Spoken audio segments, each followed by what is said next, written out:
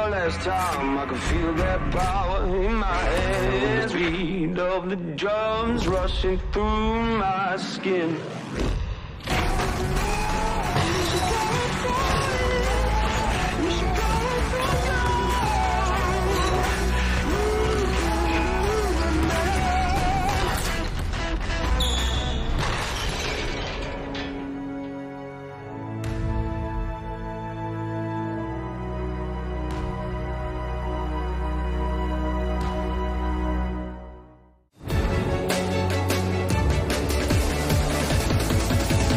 Jackson, Dementi. This is the BBL. Living that out is another big jam. You know what time it is. It's game time. Let's go. We're at the Morningside Arena in Leicester, where the defending champions host the Caledonia Gladiators. It's our first time this season watching the Gladiators, but the Riders, well, they know all about them, having played and lost to them twice already in the league.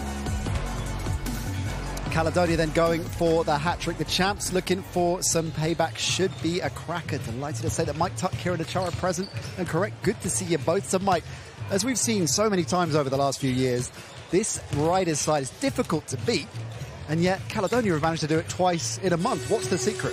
I mean, Caledonia, yeah, they've been that thorn in the side of the Riders this season, but Caledonia, they're a fast-paced team. They're leading the league in steals right now, and they like to play a high up-tempo style of play. The Riders, 25 turnovers last game, not able to take care of the ball, so Caledonia have their number. Third game in a month between these two. There's going to be another one before Christmas, and it's a key one as well, Kieran. The Cup semi-final. So how important is tonight going to be psychologically ahead of that game?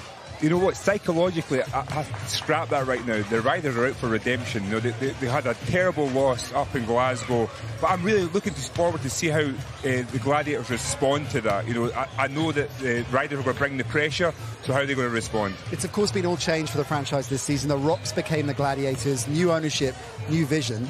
How's that playing out so far? You've mentioned the Rocks name, you're going to throw me off there. I'm trying my hardest not to say that. Deliberately, obviously. No, but it's great to see, you know, the level of professionalism. I loved how it's meshed with the Gladiators women team as well. They're unified in that approach, so it's a lot of promising things going on in Glasgow at this moment in time. And Mike, Leicester, after a slow start to their title defence, suddenly finding fifth gear.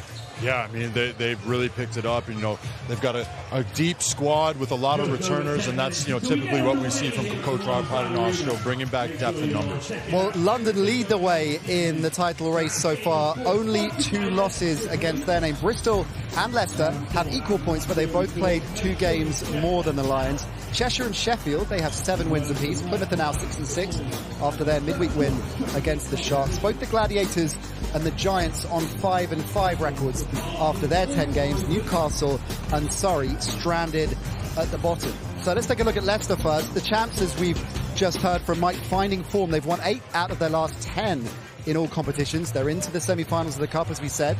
And as we've just seen, they're closing in on the pace-setting Lions. And back-to-back championships obviously has a lot to do with the bench strength. That's very much an MO of this Rob Paternoster side. So looking at this roster, Mike, how does it compare year on year in terms of bench strength? I mean, you look at this team, there's so many familiar faces here, and they've always been able to be a cohesive unit. The one face that is obviously missing from that team is Gino Crandall from last season. I think he was a guy that could really step up and turn it on when he needed to, and he also was able to get other guys going like Darian Nelson-Henry and others. But this team is still strong. They're still solid. Look at that, you know, the record within the last 10 games, you know, 8 wins and only 2 losses. So this is a dangerous team, the BBL, right now. Some big names living up to that dangerous billing, and indeed stepping into Gino Crandall's sneakers, starting with Zach Jackson, the number 1 in the BBL, Kieran, from 3 points, shooting 51.7%. Extremely efficient. I always say when efficiency comes knocking, you start to guess, are you shooting enough? You know, he's taking really good shots. He's shooting threes a game. But I believe he can shoot a little bit more. But you always know when Zach Jackson's shooting the ball, it's a good shot. Well, it's a pretty lethal downtown tag team with Patrick Whelan. Speaking of volume in terms of shooting from the three-point range, he has landed 31. Again, that's leading in the BBL. So, Mike, the Gladiators are going to have to find a way to keep these two quiet. Yeah, I mean, you know, Patrick Whelan, a GB international, and been a star at this team for the last 2 seasons now. He's a great catch-and-shoot guy. He can create off his own shot, but this Leicester Rider team do a great job of penetrating and kicking. So, you know, tonight for the Caledonia Gladiators, they've got to keep their guys in front of them to not shift that help side defense and leave three-point shooters open. Okay, on the flip side, keeping them quiet from the outside is one thing, and then this guy hurts you in the paint, Kieran. Yeah, again, another efficient player. I think he's been, you know, struggling a little bit without Gino Crandall, you know, finding open space. But when look at Darren Nelson-Henry against the Gladiators, he's been getting kept below his average. He's only averaging 6 points a game against the Gladiators. He needs to really step it up in order for the Riders to have some success. Let's take a closer look at the Caledonia roster then. All change this year to the most part. David Sloan, one of the new faces, very much the focal point of this Gladiators offense. Fraser Malcolm, Johnny Bunyan, Ali Frazier, all returning, providing the Scottish spine of the roster, though no Bunyan tonight. New faces include the American 6'6" forward Jeremiah Bailey. There's Gareth Murray, and that's one of the biggest changes of all, perhaps, moving on from being a player coach, Kieran, to a coach. That conundrum of how many minutes he gives himself, how that affects his coaching prowess, no longer a problem. What have you made of that transition? I've loved to see it. You know, I think it's been a really smooth transition. Seems like a lot of pressure's off him. You know, there's still a lot of pressure being a coach in any league, but you know, he looks like he's enjoying himself. He gets the lead from the front. It makes a lot of changes during the game that he wasn't able to do last season. Dressed very sharply as well. I hope we're all taking notes there. Smooth. Very smooth. Let's meet the newest addition then, out of a number to this roster, Jordan Burns, who arrived just a few weeks ago. Seems to be settling in just fine.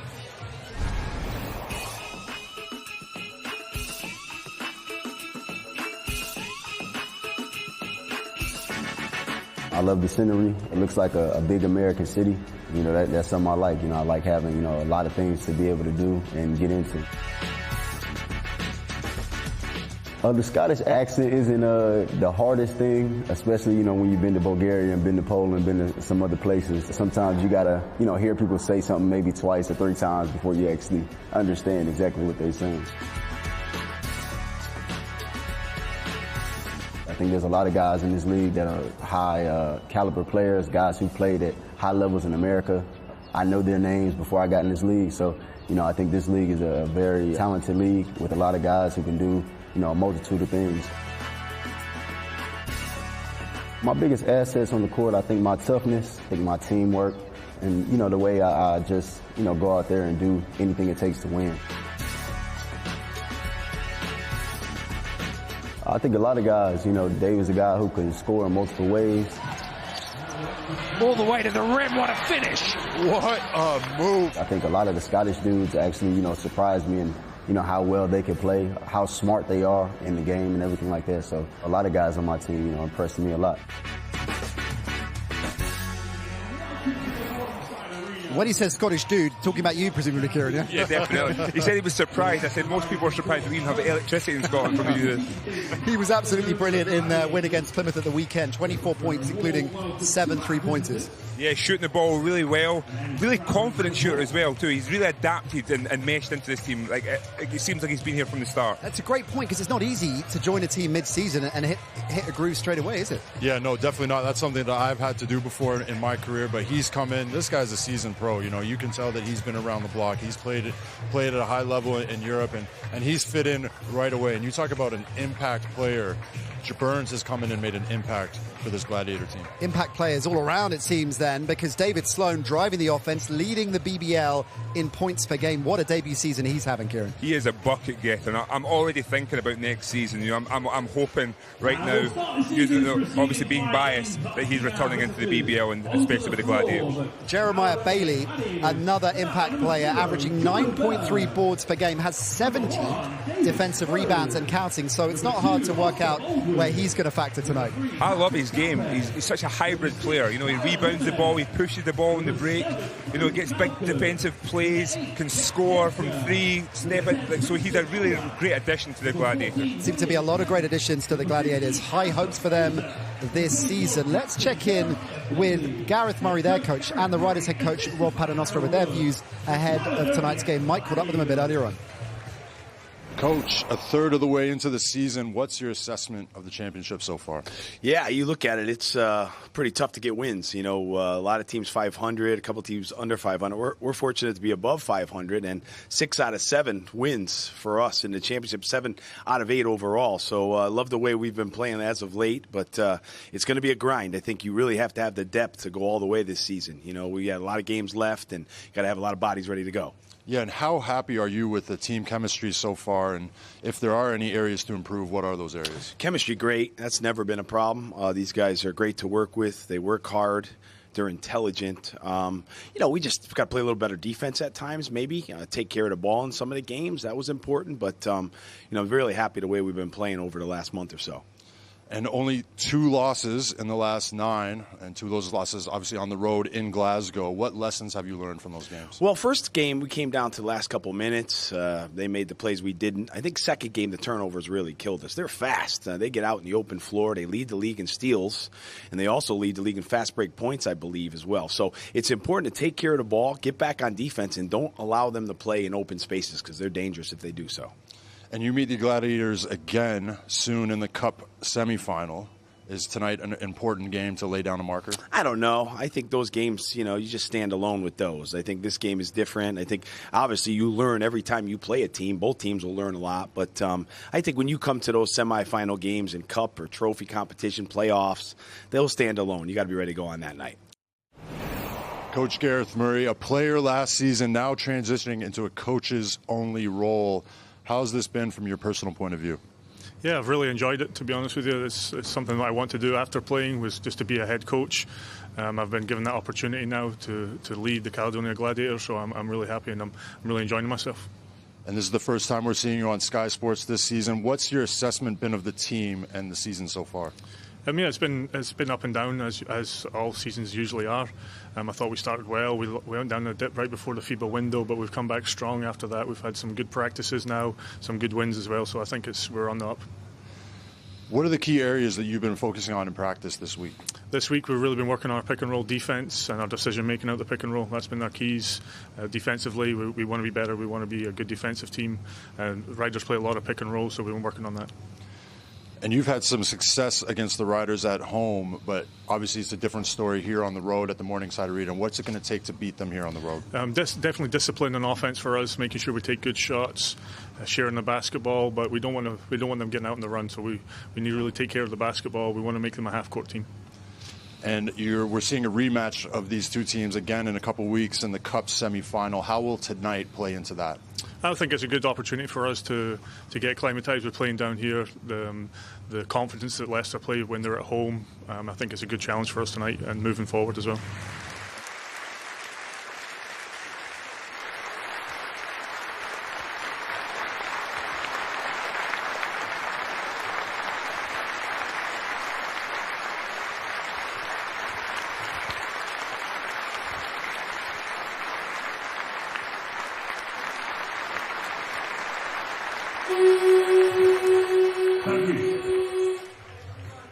We were just hearing a moment's applause for Simon Cole, ex-Chief Constable of Leicester Police, who sadly passed away recently.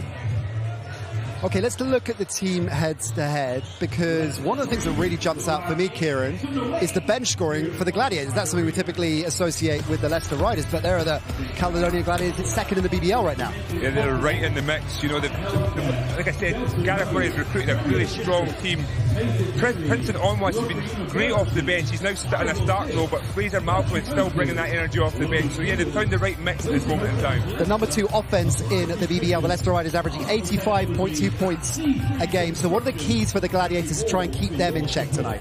Well, I think the Gladiators just want to slow down the Leicester Riders, make it a half-court game for them, but then also try and force some turnovers, which is what they're really good at, and get out on the break in the other end. You know, you look at they average 15.5 fast break points a game, first in the league. All right, thanks very much indeed for now, fellas. Leicester want to keep up the pace at the top as they plan their title defence, and we get into the deep winter months. Caledonia, well, they want their 3rd win of the season against the Chaps. It's going to be a fascinating encounter, and tip-off is coming next. It's game time. Louder, louder. Let's go. I can't hear you. Am I looking at you, yeah? It's the Leicester Riders versus Caledonia Gladiators.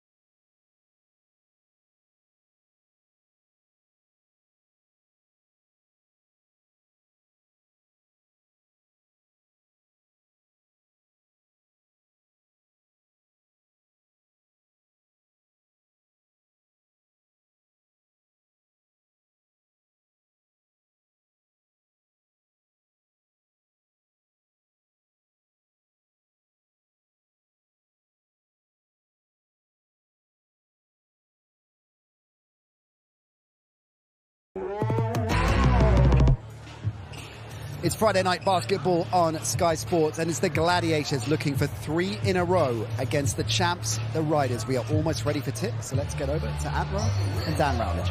Well, as you know very well, 3 in a row against the Riders doesn't happen very often. It's quite a challenge. They don't lose too many in this building, but the confidence the Gladiators must have after that last win up in Glasgow. Sometimes you'll find some teams just don't match up properly, and they've always got that advantage. Are the Caledonia Gladiators that bogey team for the Leicester Riders? Well, let's take a look at the starting lineups for the 2 teams, starting with the Leicester Riders. And really the key is to keep them off the 3-point line. You can't let the likes of Whelan and Loving get going. No, you cannot. And Mark Lovin was one of the few bright sparks up in Glasgow in November. 15 points personal for him. Didn't get fazed by the occasion. Look for him to have another big game this evening. At the other end of the floor, rare start for Prince Onwas. He normally gives life off the bench. He's in the starting lineup. And Sloan, he really torched the Riders in the first meeting. Prince Onwas, his performances have been so compelling that the coaches can't not leave him out of that starting 5. So he's going to lead from the jump. But return for Ali Frazier as well, coming back to the Midlands, of which he played for before. Well, the 2 teams out and ready to go as we look to get this Friday night BBL game underway, and it is the visitors through Onwas who get the opening possession.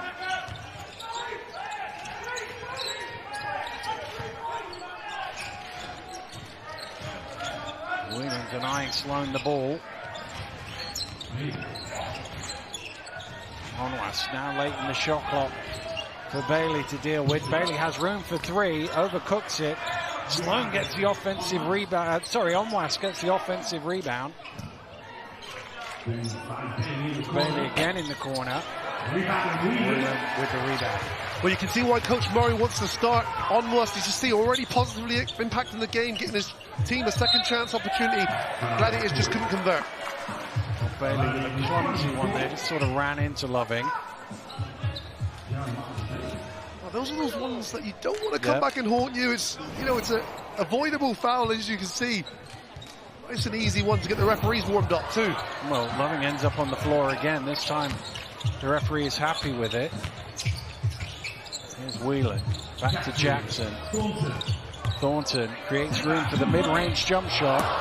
Rims in and out. Well, uncharacteristic of the Riders. Usually they look to go down low to Nelson Henry early. I thought he was open.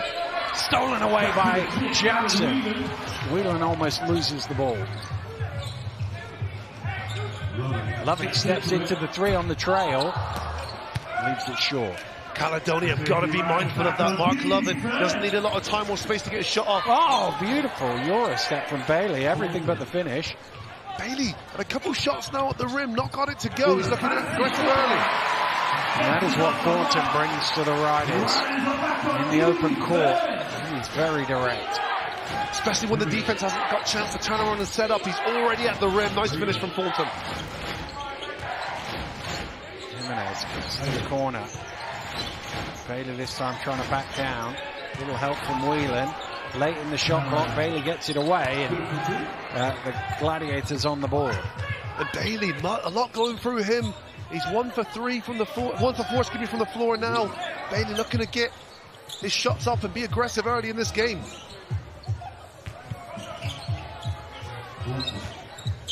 Knocked away from Thornton by Fraser. That'll stay with Leicester.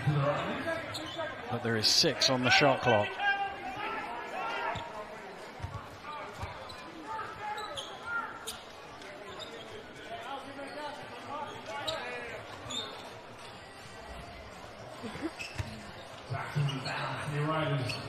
Here's Whelan.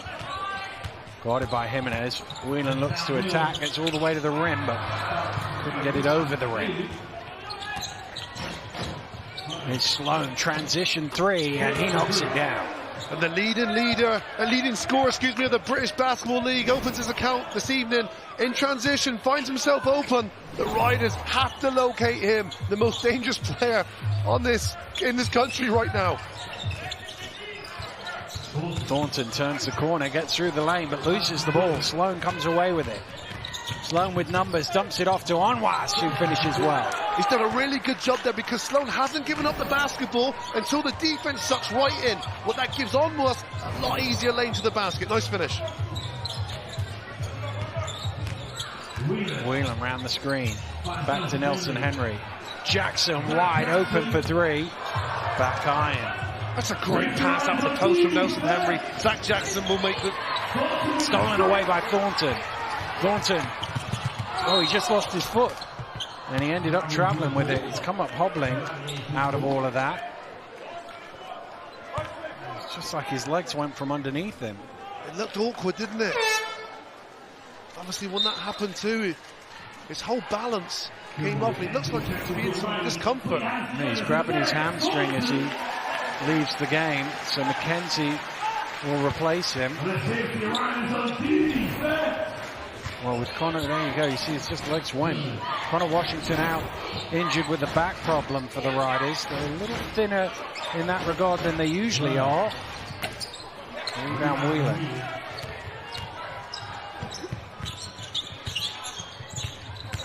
Loving attacks, gets the ball back. Second attempt is a big swipe down from Bailey.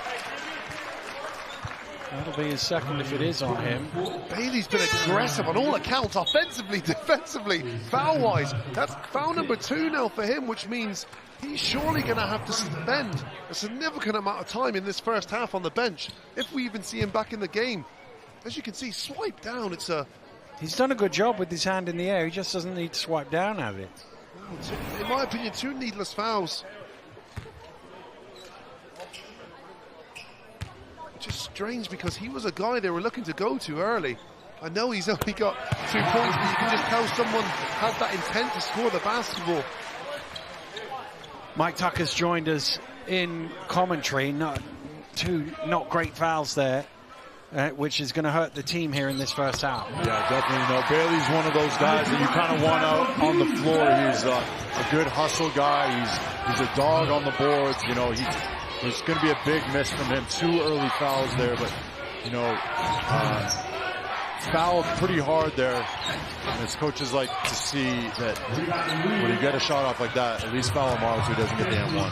Here's McKenzie dropping the shoulder, and that's going to be an offensive foul. Prince Onwas just adds value. Both ends of the floor, great defense.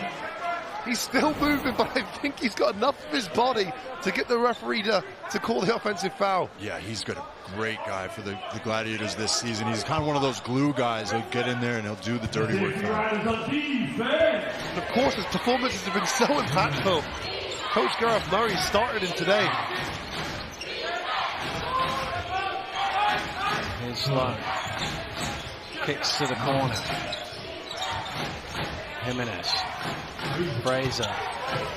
Getting inside. Scoops one up past Nelson Henry. It's a great matchup there. You watch these 2 bigs go at it inside. Ali Frazier, Darian Nelson Henry. Those will be 2 of the most talented big men you'll see. McKenzie with the turn of pace to get to the rim. And that's poor interior defense from the Gladiators there. There was no resistance after the initial line of defense was broken.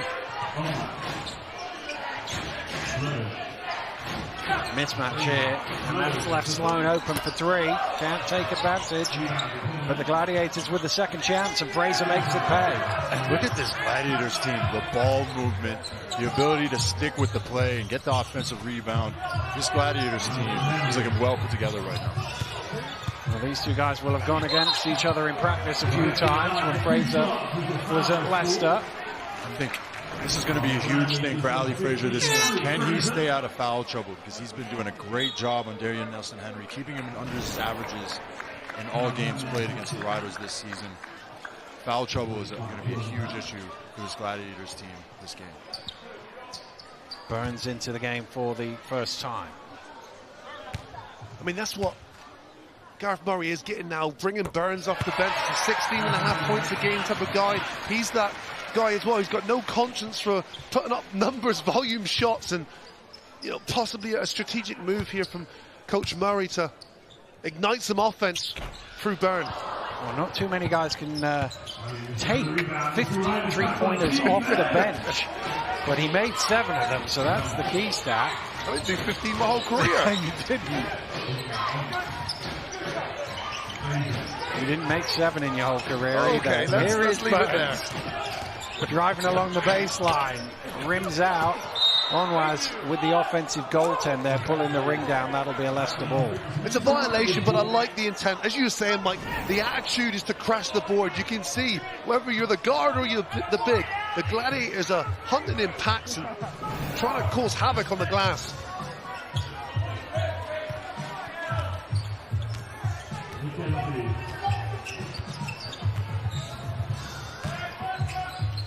Here's McKenzie. Out to Whelan. Whelan for 3, knocks it down. Patrick Whelan, the confident, the comfortable in that shot. He's a guy everyone in this land must locate. Almost doesn't convert as he attacks. Here's Loving in transition. Drops it off to Whelan. Nice pass, but Fraser made that a difficult shot. Now Fraser being impactful in the middle. He's a big body, able to get his hands up, get a piece of that ball. The last thing that Gladiators want is a guy like Patrick Whelan to get confidence and get going. Fraser inside, bullying his way to the basket. Such a good move. He knew the contact was there. He initiated it himself, and then sort of the soft touch just rolls over the front of the rim. Nice play. Loving given the mid-range, unable to take it.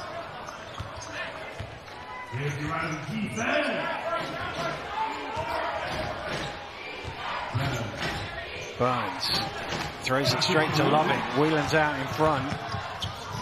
Loving still going. Now he finds Whelan in the corner. And Patrick Whelan with his second 3 of the quarter. That's just great basketball from Mark Loving. I thought he may have missed Patrick Whelan on the initial outlet pass, but Patrick Whelan sort of curls to the corner, and his defender loses him, and a great look from Mark Loving to pass across court there. And that's something we talked about in that pregame. You know, Patrick Whelan, Zach Jackson, both deadly shooters from the 3-point range. And now we see Patrick Whelan already on 2 for 2 from 3. Could be a big night for him. Milton Henry called for the foul. He sits down. It was a planned substitution anyway, as Adekoya and Menzies come in. Burns for 3. Misses everything. Good contest there from McKenzie. Did just enough to bother Burns curling off that screen. Whelan at the foul line, strings that, and he's got 8 points. That's what we said about Patrick Whelan. You cannot let him get going. He's a guy who can score in bunches and able to come off the dribble there. A good screen and 15-foot knockdown shot. Sloan around the screen, gets into the key, kicks out, Onwas, room for 3, and he hits. Sloan's so dangerous. As soon as he gets in the heart of that defense, he's got options. Does he shoot it himself? No, this time it's the behind the back wraparound pass to Onwas, who knocks it down. Nice play. Jackson around the screen, feeds it into Menzies, and Menzies is able to lay it in. And that's something that Coach Gareth Murray talked about in the pregame, guarding that pick and roll action that the Riders play. Now, obviously, poor communication on that one. Nice pass from Sloan, and Tape. It's an unsportsmanlike foul. The basket will count, but the referee has called an unsportsmanlike on Menzies, presumably for too much aggression on the foul. Wow. This time it's the pick and roll, the Caledonia Gladiators. I set here, and you see the grab on the screen and roll, and then it's a hard hit. Credit to Tape for remaining focused and being strong enough to finish the play. Unsportsmanlike is one thing. I've seen a lot worse called for unsportsmanlike. Looked like he caught a little bit of his face there. Maybe the swipe hit him on the chin, I think. Referee saw that. Warning an unsportsmanlike. Well, there shouldn't be a lineup if it's an unsportsmanlike.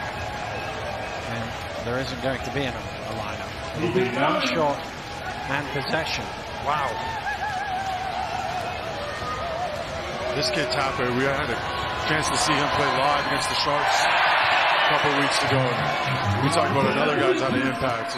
He had a huge impact against the Sharks a couple weeks ago. He's a guy who's great around the basket, good finisher, good cleanup guy. Well, that's fired the crowd up a little bit because they certainly didn't agree with that call. Here's Onwa sneaking back door and a blocking foul called against Whelan.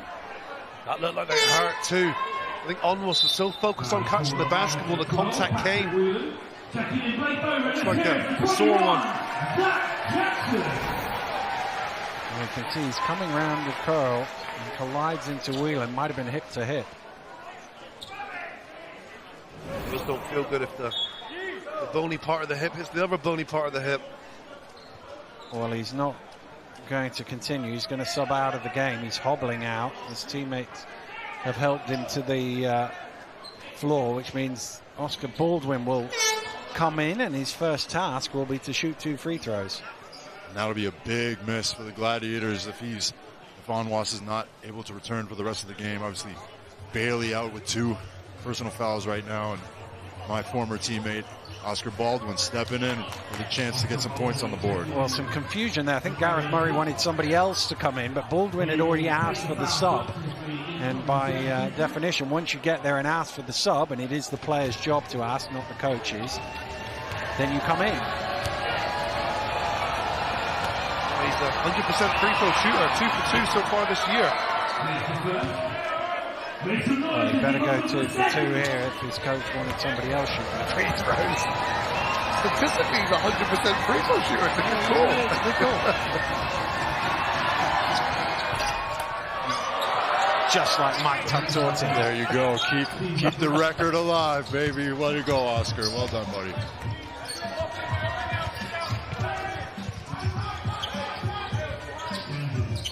Adekoya to Whelan. Trying to get it back to Menzies, but it returns to Whelan. McKenzie creates some room for the shot and knocks it down. That was good defense as well from Jordan Burns. I thought he did a really good job to contest that, but Kimball McKenzie was already in his flow. Burns to the turnaround. Off the mark, and Menzies grabs the rebound. Off his own teammate. He was laid claim to that rebound. McKenzie trying to feed it to Adekoya, but Baldwin is in the way. Great little matchup here between McKenzie and Burns. Love to see these two going head-to-head at it. Burns with another shot off the mark. He's yet to knock one down. Whelan going quick. Whelan all the way to the rim. Great finish. Patrick Whelan into double figures. That's so tough. He challenged Patrick Tappy there, who's a natural shot blocker. But Patrick Whelan extended that left hand and finished high. Well, the shot clock is still on, but Caledonia should get the last one of their quarter here. Jimenez around the screen. Jimenez still going. Zips it out to the corner, but too fast for Baldwin to hang on to. So Leicester will have a chance to get the final shot of the first quarter with 2.7 left. 2.7 seconds on the game clock. The Riders ball. McKenzie gets to the halfway line and misses. Well, a tight first quarter here in Leicester. It is the Riders who have edged it, but only by a point, led by 10 from Patrick Whelan. This one looking very tasty here through the opening first quarter. We will have the second period right after this break.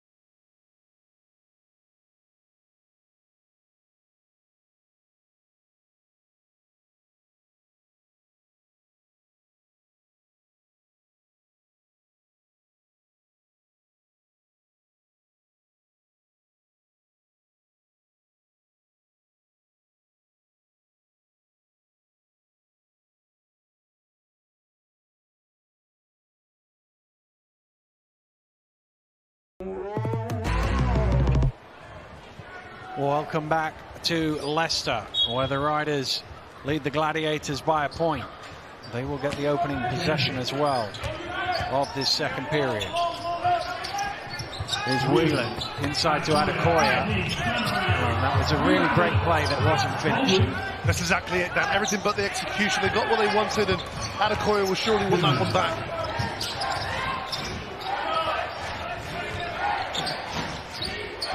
Malcolm. Tape, top of the key. Leaves it short. Adekoya with the rebound. Bowman looking to attack and doesn't come away with anything. That's what he's brought into the game to do. He's brought in to attack the rim, be aggressive. Nice rebound from Malcolm, and he drops it in. Burns still not able to find his shooting rhythm here, but great play by Malcolm was sticking with it. Burns is 0 for 5, but that won't deter him. He'll keep putting those shots up because he knows his fortune will turn. Adekoya. Bowman sets himself for three. Rims out.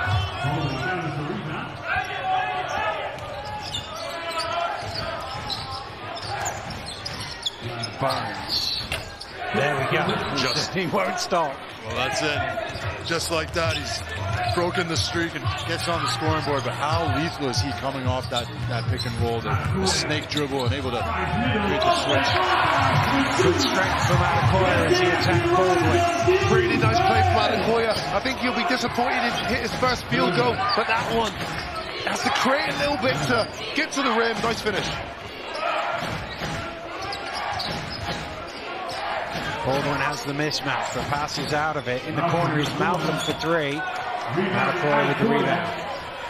Good offense from Caledonia. Nice swing of the basketball. A relatively good look from Malcolm, but just couldn't knock it down.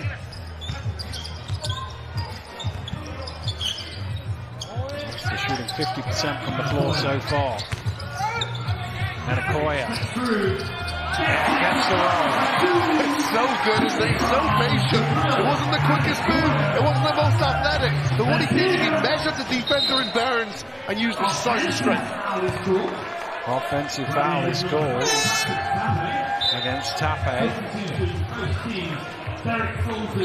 Derek Thornton returns for Leicester. So too does Mark Loving. Onwas back for Caledonia.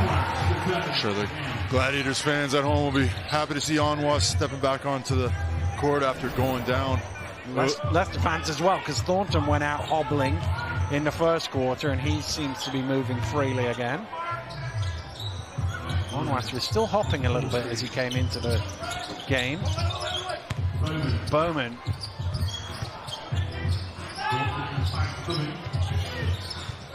Loving puts it on the floor, shovels it to Adekoya. Oh my goodness, that was almost a big block. Little finger wag from Onwas, but the foul is called. Wow, he got across so quickly, didn't it? It looked like a layup. That's a great block from Onwas, in my opinion. Clean. Wow. But great defensive energy from the Gladiators here to start the second quarter. Onwas.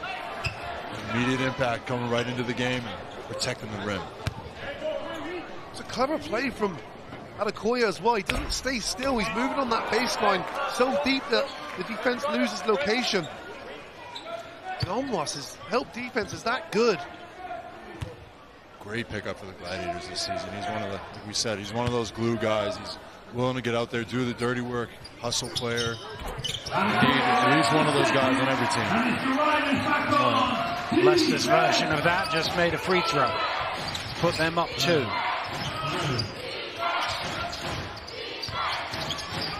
Burns. And the first one goes in, the second does too. Once again, Burns with that snake dribble, get into his spots. He loves that little mid-range and the key shot. Knocking it down, building some momentum. Bowman. Out to Adekoya. Adekoya to the rim. Nice play. That's just beautiful. Takes Malcolm off the dribble and then brings it all the way across his body. And Malcolm knows he's undersized against Adekoya in the key. thrown away. Bowman with the steal. Sloan running back. Bowman is fouled by Sloan. Sloan jumping up and down, but he did make contact. He's not facing the right way. It has to be a defensive foul. Sometimes you don't mean to foul. That was the occasion there for Sloan. Great anticipation there. All the way to the rim from Bowman. And I know Sloan doesn't want a foul, but doesn't mean it's not a foul.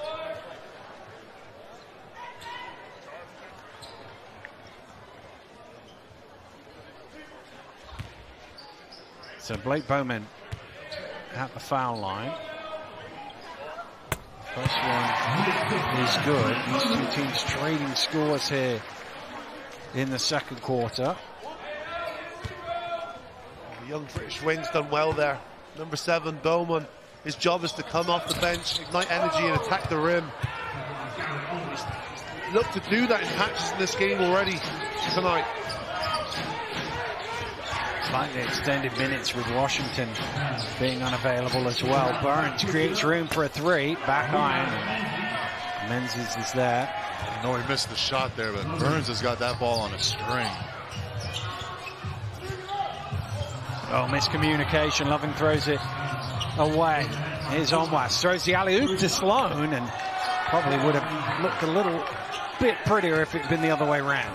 That's what the Gladiators are great at it. Live turnovers, turning into transition and finishing down the other end. Well, Leicester found that to their cost in the last meeting, and that's what Thornton is good at, attacking the rim. Wow, good sign. He resumes original action, and that's to attack the rim. Onwas for 3. Malcolm with the rebound. Burns. Back to Malcolm. His triple is off the mark. And Thornton at the second attempt grabs it.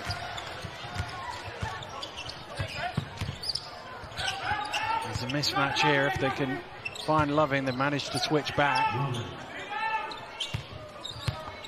Good hands from Onwas to knock it away. Numbers here. Malcolm down the lane, kicks to the corner. 3 in transition for the Caledonia Gladiators. Ties the game up at 31. We are midway through the second quarter, and Rob Paternostre has called a timeout for the Leicester Riders. And earlier, Mike Tuck called up with the Leicester Riders captain, Darian Nelson-Henry. Darian Nelson-Henry, your thoughts on the season so far, personally and also as a team? Yeah, I mean, it's no surprise we had a bit of a slow start. We dropped a couple of games early, but we kind of found our rhythm by now. I think we've strung a lot of games together. Obviously, our last game up at Glasgow was one of our few losses in the past few weeks, maybe even months. So we're definitely looking forward to tonight. For me personally, it's just exciting to be back with a solid squad who I know really well and in an environment that is so friendly to me. Yeah, and Glasgow's been that team that's been a bit of a thorn in the side. 2 losses on the road to them. What do you guys need to do differently tonight? Yeah, we're hoping it's going to be a different ball game. We're at home. They had the long road trip this time as opposed to us, and it's going to be one of those games where we got to kind of lock in on the things that we've been struggling with here or there. Last time we were up in Glasgow, it seemed like it all kind of went wrong. And this time is one of those games where if we can improve in a few areas where we dropped the ball, metaphorically and literally, with 25 turnovers last time, I think if we tighten that up, we'll be all right. The Gladiators also stand in your way of a cup final. Will that be in the back of your mind tonight? No, I mean, that's one thing that Rob and Pablo do an amazing job with, is just preparing for the here and now. Obviously, after this game, we're going to go over the film like crazy because this cup opportunity is massive for us. But right now, it's just about this game, performing at home on Sky in front of the fans. You couldn't write it up better than this. Gary, thanks for your time. Well, Nelson-Henry is checked back into the game for the Leicester Riders during that timeout. Here's Loving. Thornton, and he's fouled by Sloan with little reach, and that's going to be 2 on him. Why Thornton's so difficult to stop as well. David Sloan doesn't know if he's going left or right. Thornton's one of those guys that goes equally as hard as he goes equally left or right, and on that occasion, David Sloan having to reach in there just because of the speed of Thornton going towards the rim. Yeah, Thornton just one of the quickest guys in the league. That first step, and like you said, he can go either way, downhill, get to the basket in a hurry. Well, Sloan just had a little conversation with his coach. I think his coach was saying, just give me another minute or two without committing a foul. They don't want him to pick up 3 before halftime. Bailey, who's already on 2, is going to check back in shortly. That's an offensive foul on Wallace, whose screen was not well set. And that's going to be his second foul. You can see him just moving there. Not a lot in it, but I think that's why it's a good call from the referee, because he saw that little step into the oncoming player. Well, it is the 2 players on 2 fouls who sit down in Sloan and Onwas. Bailey, the other player, on 2 fouls, returns. Well, Nelson Henry is wide open underneath, and Loving finds him. Poor coverage there from the Gladiators. They sent 2 defenders to 1 Riders player. Nelson Henry wide open in the middle of the paint. Burns hooks it back to Malcolm. Malcolm spinning and finishing well. He's so versatile, isn't he? He's looking for that 3-point shot, but also he's got the versatility and length to score inside. Thornton loses it, manages to deflect it back to Nelson Henry. Loving has it ripped away. It was dangerous from Bailey, really. And 2 fouls. Travel on Burns. It's a tough one for the Gladiators there, in a game like this, so tight, game of margins, these little turnovers like that is not something that the Gladiators want to see. I'm surprised Jordan Burns didn't put that shot up. He had time and space there. We know he's not shy. No, he's had 8 shots in the game so far in 11 minutes. It's more shots than anybody else on his team. Shoot. Yeah. Jackson floats one up, but it rims out. It's actually more shots than anybody else in the game.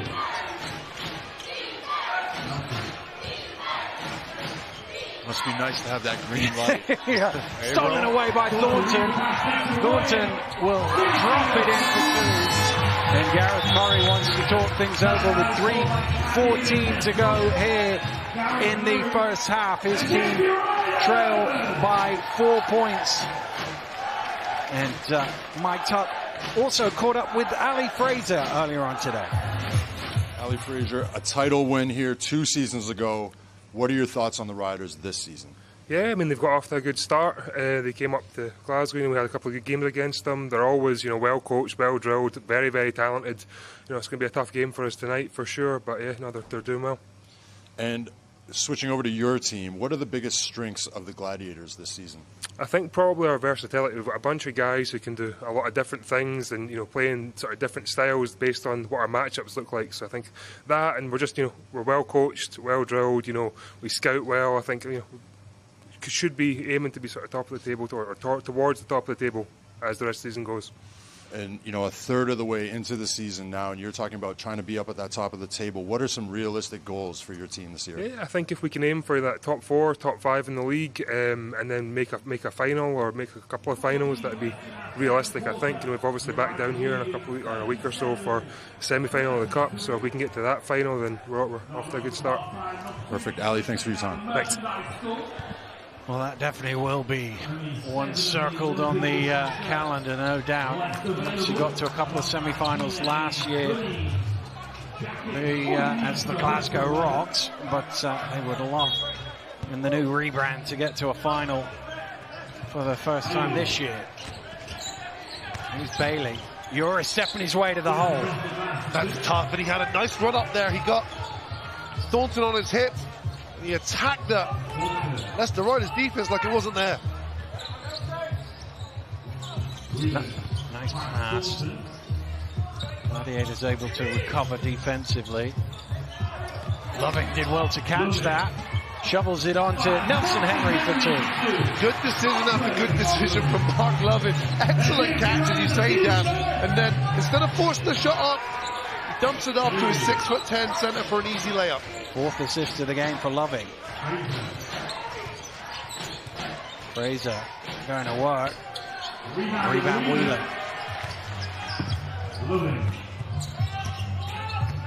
Loving drives in, takes the contact and the finish for Mark Loving, and one opportunity. That's the kind of play that Mark Loving needs. He's been relatively quiet this game so far. A good and one, little finger roll finish here. Get him going, get some momentum behind him. Does it in such a composed way, and that's the third foul for Bailey, who you said, you know, you're rolling the dice, aren't you, when you bring it back into the game. The problem was with two other guys on two, he had to do something. Had to take, there was some dice being rolled. It was just a question of which one. And Leicester have been very aggressive today, attacking the basket. We saw it a bit last week against Surrey, where they attacked, and kept getting to the free throw line. And obviously that's a good way of causing the other team rotational issues. Nelson Henry with the rebound. Here's Jackson out in front. Jackson, oh, he misses. One of those evenings for him so far. He's on 1 points personal. He hasn't had that typical impact he usually has in this building. 17-foot jumper from Fraser off the mark, tipped down, but only to Jackson. He has Nelson Henry with him, and he feeds it. Just a looking pass from Zach Jackson. And Nelson doing what all big men, good big men do, is run the floor straight to the rim. Easy finish. Well, it's no coincidence that Onwas and Sloan sat down and suddenly left the lead by 9 here. Onwas is that difference maker, isn't he? Defensively, so much is ignited from his good decisions made on that end of the floor. Riders here, a little bit of rest after a nice little run, extending this lead to 9. It's forced Gareth Murray into another timeout.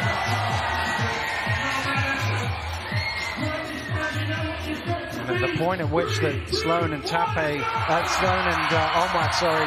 sat down, he was 33-31. So Leicester have gone 12-4 since those two guys have sat down, and that is in about 3 minutes as well. So 12 points in 3 minutes. Well, it's all about momentum, but it's also about units as well, the 5 that you have out on the floor. And as you say, Dan, you've definitely identified a trend there that Gareth Murray would want Sloan and Onwas on the court for the first part of this basketball game, if they're to have a good chance of beating the Riders for a third time this year. And the question now is, does he roll the dice again and throw one or both of them back out with 1:44 to go, or does he just ride it and hope it doesn't get any worse? And the answer is half of that, because Sloan has come back and Onwas hasn't. But what you get in Sloan as well, remember, is 22 points a game. I think when you're struggling to score the basketball, you know, I think you've got to put in the best scorer in the league. They've only got 15 points this quarter, the Caledonia Gladiators. So Gareth Murray trying to get the rhythm going heading into this halftime break. Burns. Pass is deflected. Leicester come away with it. Lob to Loving. And finished by Loving. Just beautiful, and the confidence as well to lob that ball over the defense. Mark Loving so active right now. Sloan driving in. And Loving, who only had 1 point a few moments ago, has 7 now.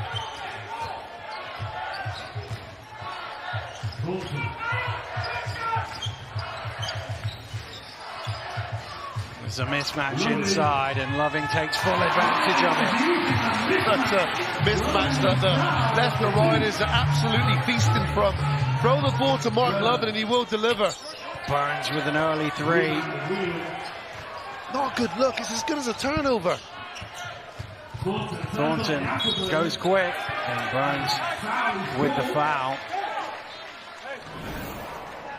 So Gareth Thornton just sensing weakness inside, and it just attacks Burns, who commits the foul.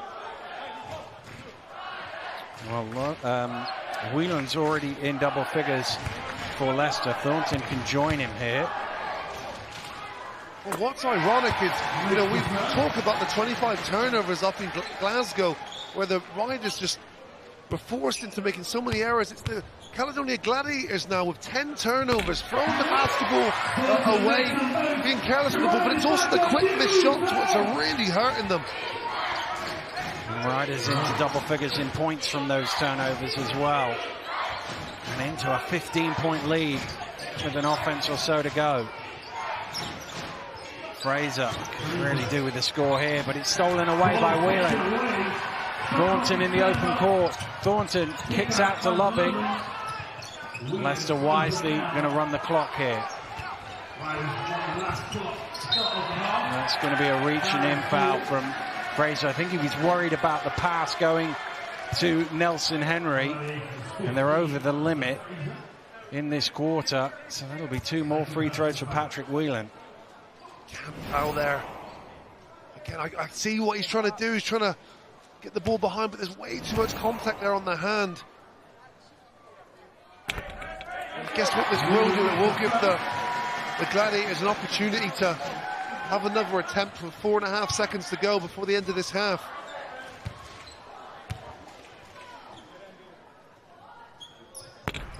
Second one doesn't go. Sloan is going to pull up for 3 over Loving. Tough shot, doesn't go. And that will do it. It was a dead even half for about 16 minutes. But the last 4 have all been Leicester. And they head off to the locker rooms with a 16-point lead. What a finish to that quarter by Leicester. Incredible, and it all seemed to unravel just because of the confidence growing in the Leicester Riders. I thought their intensity increased on the defensive end, which made their looks on the offensive end so much easier. They exploited any defender guarding Mark Lovin, who was just able to run the floor, use his size, and finish the play. A 16-2 finish by Leicester, but look at the shooting numbers. 70% from 2-point range, and they've got to the free throw line with 15 attempts because they've relentlessly attacked. They have, and I think Coach Paternoster has identified an interior weakness there, and it's not just the bigs as well for the Leicester, it's the guards, it's your Patrick Whelan, it's your Zach Jacksons, Mark Lovins. They're all attacking the rim and getting the Gladiators to either play defense or foul. Well, 11 points and 7 rebounds in the first half for Patrick Whelan, and he is with Mike Tuck. Patrick Whelan, let's talk about the 2 previous games to this. Obviously, you guys hadn't beaten the Gladiators. How much was that weighing on your mind heading into this match? I mean, we know we're a good team. We're not really worried about any past results. You know, we won 7 of our last 8, so weren't worried about past results, really. And your damage, 10 points done mainly in that first quarter. What really got you going tonight? I mean, good offense and good defense. I think defense in every game is key, and we held them to 35. We've got to keep doing that. A relatively even first quarter, but that second quarter, you guys really took off with the lead there. What changed from first to second quarter? A little bit of foul trouble for them. And I would say us just getting stops and getting out in transition, getting the easy ones. What are you going to do moving forward in the second half? What do you guys need to do? More of the same, more defense. That's it. That's all I got to say. Thank you so much, Pat. Have a good one. All right, appreciate it. Yeah, it was a devastating last few minutes for the Leicester Riders, breaking away and then some from a spirited, till that point, Caledonia side. Reaction and analysis coming next.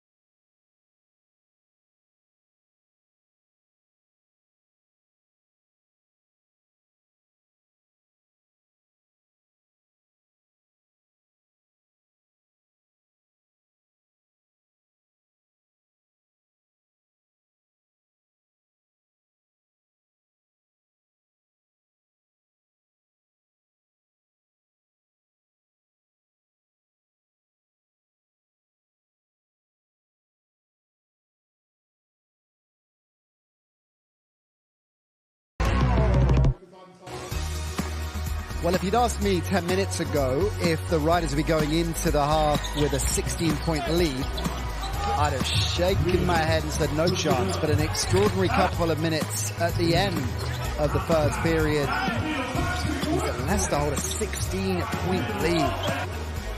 And as we take a closer look at the numbers and the stats, there are some real patterns emerging here. We talked at the top of the game, Kieran Achara, about how prolific Leicester have been from downtown. Well, that part of the Caledonia game plan worked. They held them to just 6 attempts and they converted 2 of them, Leicester, but that hasn't mattered when you look at their 70% clip they're shooting. Yeah, you know, the Gladiators, they cannot allow a team to shoot 70%. Great ball movement by the Riders. They attacked the glass, and essentially every time they were going to the basket, they were drawing a foul or they were scoring. Turnovers as well from Caledonia, costing them heavily in that first half. As we see there, a convincing number in terms of points in the paint. If it isn't working for them downtown, well, Leicester are getting it done inside. And the fast break points is something I wanted to talk about, because it's something that Rob Paternostre pointed out in his pre-game interview with Mike Tuck in terms of containing that from Caledonia. And we've seen a lot of speed and energy in the transition, but it could have been far more effective for them if Jeremiah Bailey hadn't got himself in foul trouble early on. Yeah, it was unfortunate with Bailey, because Bailey's as a player, a bigger player, he is great at rebounding the ball, and he can also push on the break, and that's a real strength for any team. But Bailey getting into foul trouble really threw off the rhythm of the Gladiators. Just 6 minutes on court from him in that first half. Frustrating, I'm sure, for Gareth Murray, and frustration is the word, because he kept it so close. They kept it so close for most of that half. How angry with this team is he going to be that the last 3 minutes was so different? They completely lost their shape with the foul trouble. They started really rushing shots, and it's not dropping for them at this moment in time. And when the shot's not dropping, it allowed Leicester to get out in the break, and it was game over in that second quarter. Let's take a closer look at David Sloan. He's had a big season, of course, and a decent enough first half. The Gladiators' leading scorer, 4 assists as well, but another player that was getting himself in foul trouble. Yeah, definitely. But, you know, I love this when they're on the break, get a chance to set his feet, dishing the ball, getting the ball movement. That is Gladiators playing Gladiators basketball, when they're able to run, push the break and spread the floor. Do you think they need to look at a plan B? Do you think they were going for their plan A too much when it clearly wasn't working at the end? Definitely. I think that they got rattled, and when they got rattled, they started just forcing shots. Get the ball inside, play a little bit more inside out, get that defensive transition. Because when you're taking good shots, you're moving the ball, you know when to either attack the glass or get back on defense. When they're just shooting quick shots and they're not dropping, it's going to be a long night. All right, Patrick Whelan, the standout player for the Leicester Riders, particularly in the first quarter, where he landed 10 of his 11 points, 11 making him, incidentally, the top scorer on the court right now. 7 defensive boards as well. He set the tone once again tonight. Definitely. He made that first 3-pointer. I saw him hitting his chest, screaming at the crowd. He is so focused on this game tonight, and he just finds a way to score. You know, it looks so comfortable. So offensively, we know that the Gladiators need to change things up if plan A isn't working. What about defensively? How do they get back into it? They have to have focus on defense. You know, when the bench players were coming into the game, you know, Adekoya was attacking, just bouncing off players. Like they weren't even there. They have to kind of play defense without fouling. That's the only way they're going to get back into this game. Okay, well, they've taken down the Riders twice this season already, so it seems like a big task to get back into this, but there will be hope from Gareth Murray and his Caledonia side that they can get back into this one. But next up, as we always do around this time, it's time for the BBL Plays of the Week.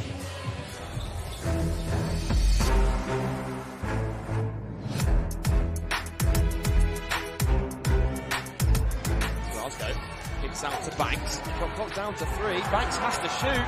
Tough shot from Channel Banks as he drains the fadeaway jumper.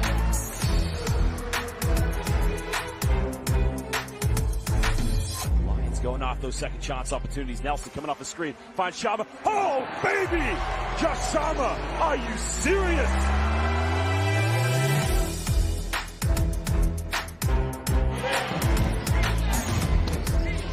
Evans, nice. Oh my goodness! Oh, Brent came across there. He came across quickly and just slaps the ball out of the air. Wow. Gets his own rebound. Well, acrobatically. Finding Luke Nelson now with the ball screen. Nelson behind the back. Finding Zuba. Oh, he's got to make it through the corner. And the BBL Croatian sensation just repays the favor.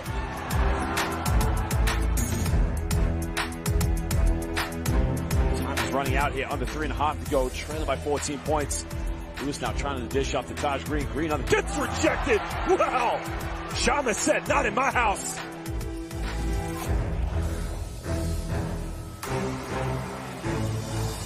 All right, the big man decision time. And as we've established a lot during this season, you're not going to go with what our producers say you should go for. You're going to pick your own player of the week. Definitely not. They do not know what they're talking about. Oh. Number 4 was the play for me. That Luke Nelson Sharma play. A great pick and roll play. Nelson laid it on the plate for a big finish. That was absolutely disgusting. Congratulations to the two of them. Sam French, I feel, will be aggrieved that he didn't get your disgusting this week. That was a big old play. They had some great plays, and we saw that live, but it was a little bit flat after that for the Eagles. But yeah, definitely for me, that Lions play, Nelson Sharma, I'm going to say it again, it was disgusting. Oh, it gets double disgusting. That's how good it was. Speaking of the Lions, we're going to be in London next week, of course, for Friday Night Basketball. And they're going great guns in Europe right now, aren't they? They're looking really, really good. And you know what? They've gelled. They had had a little blip in the season, lost 2 in the bounce, but they've really bounced back since then. And talk about being a cohesive unit with all that travel. Great job of managing that right now. Yeah, it's a huge tall order, isn't it? Because Drew Lasker, our friend, on the road with them in the most recent European travel, and he was attesting to the grind and just how difficult it is to manage that. And from a coaching perspective, despite the depth of that roster, it's not an easy thing to do. Definitely not, and buying into that as well, playing less minutes sometimes in certain games and finding that way to kind of balance that out, with their load. I think it's been a great job by Coach Schmidt. Well, they're top of the table and they're going great guns, as we say, in Europe as well. And we are going to be in London next Friday night, but that is all to come because we've got the small matter of the second half here in Leicester to resolve.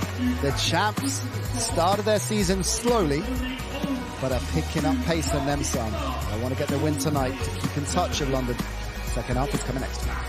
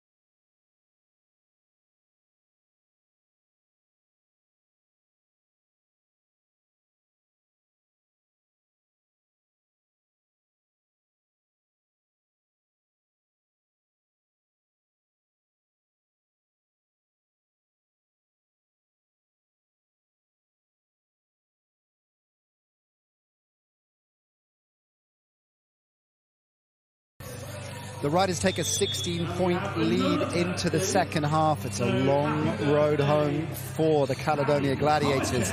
Can they fight back and make this one close? We'll find out. Well, they're trying to do something that no team has done since 2013-14, and that is beat Leicester 3 times in the league in the same season.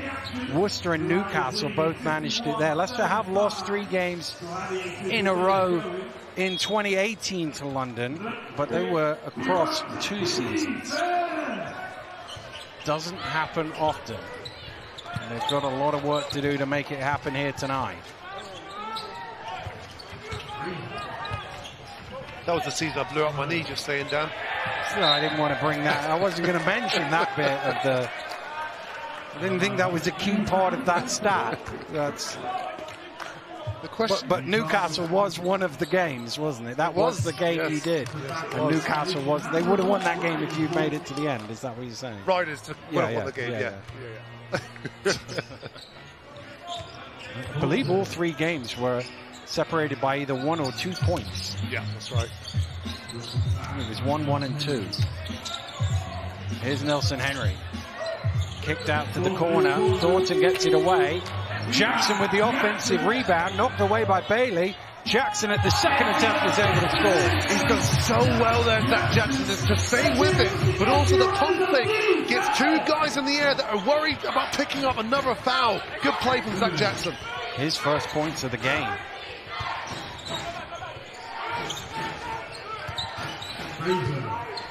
Danny Fraser trying to go to work inside. Bailey has it now, late in the shot clock. To the hook, misses everything. Not the start you want to see from this Caledonia team. You know, a turnover and then a missed shot there, but Riders just relentless on both ends. Whelan contested 3. Contested a little too much. He will go to the line for 3 free throws. All these errors here mounting up for the Gladiators. Again, fouling a shooter. Patrick Whelan's now going to get an opportunity to take 3 free throws.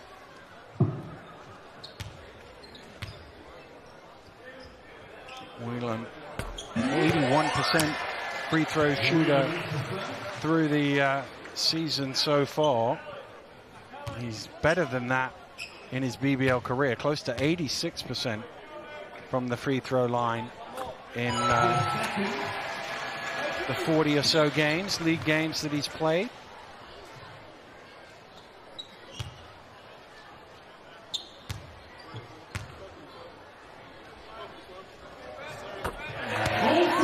Shows you exactly why he shoots at that percentage. They don't get much cleaner than that. Leicester now by 21, having scored the opening 5 points of this quarter and having doubled up Caledonia in the second quarter, 30-15. Bailey, late in the shot clock again. Bailey gets it away. He's able, 3 attempts at it, still can't score. 4th attempt doesn't go. And there's going to be a foul on Thornton. That's excellent energy, persistence from Bailey, just to stay with the play. My worry for the Gladiators at the moment, they look so disjointed on offense. They look a little bit shell-shocked, in all honesty. Defensively, they're making errors. They're carrying on their errors from the first half in terms of turnovers. They're at 12 now, and offensively, they're having to rely on individuals to put points on the board. That time, Bailey's persistence alone was enough. Great energy from Bailey there. You know, that's the type of player he is. He's a scrappy player, and they're going to need guys like that to step up here if they want to start chipping away at this lead. It was Nelson Henry who was called for that foul. It's his second. And Bailey gets the first point of the second half on the board for Caledonia.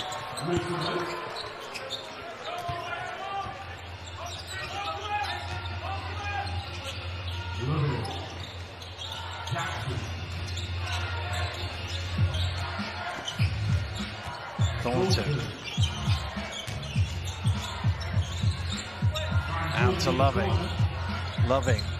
A little fall away. Fraser, great rebound. Sloan, wow! Oh, but he's rejected. Gets it back. Jimenez. misses the 3, and that's going to be Bailey over the top for his 4th personal foul. Just check the referee's 24. It is Bailey.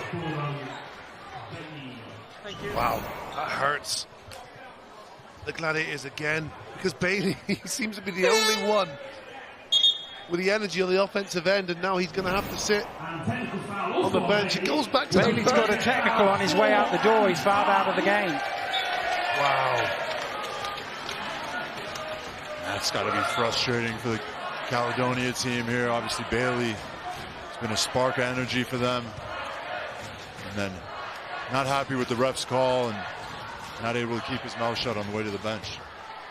Well, he must have said something on the way. What you need to do in that situation is get to the bench and then say something, and it goes against the coach rather than you, and you don't foul out of the game. Plus, you're a little further away. They might not be able to hear it as well. Trust Routledge to find the loophole there. Yeah. Using the rules to your advantage. Loophole, Routledge.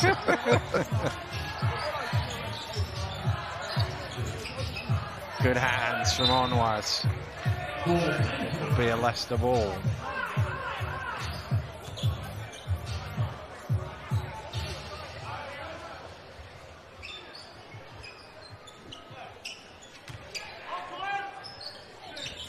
That's a push off by Jackson there.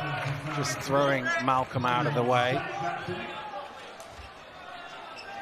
Be interesting to see how the Gladiators respond here. You know, they haven't been good on the road. You know, this has been why they're a 500 team. They're 5-5 at the moment. They haven't played particularly well on the road, and here they are now, one of the toughest venues to play in. Are they a team now that takes a heavy defeat and on to the next game, where they're going to try and salvage something here and get back into this game? Jimenez in off the glass. Well, half the league is 500 right now for these 2 games finished tonight. 3 teams above 500, Leicester, Bristol and London. A couple below, Newcastle and Surrey, and everybody else with as many wins as defeats. As Fraser gets called for the push, and Nelson Henry will shoot 2. Caledonia here just not communicating on the screens here. This is a play we've seen time again, and Nelson Henry finding himself wide open underneath the basket. The defensive communication is breaking down with this Caledonia Gladiators team. That's number 3 on Ali Fraser. Well, the Gladiators aren't particularly known for their defense, but the issue that they're having is the offensive end. You know, it's transcending, isn't it? The other end of the floor, their errors and their miscommunication, lack of matching up on the defensive end is definitely having a negative impact on their offense this evening. 39 points on the board for them so far. This is a team that averages 82 points a game. Well, Rob Paternoster talked about it before the game. They lead the league in points off turnovers, in fast break points, and Sloan attacks the rim. It's a good job by Loving not to foul there, but it comes out to Jimenez, who hits a 3. And the problem is, if you're taking the ball out of the net, you're not getting those transition points that the Gladiators have feasted on all season. Thornton tosses it up. Nelson Henry almost gets the offensive rebound, but is crowded out of it.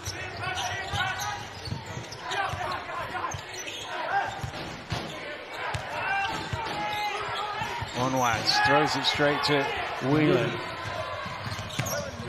Jackson lays it in.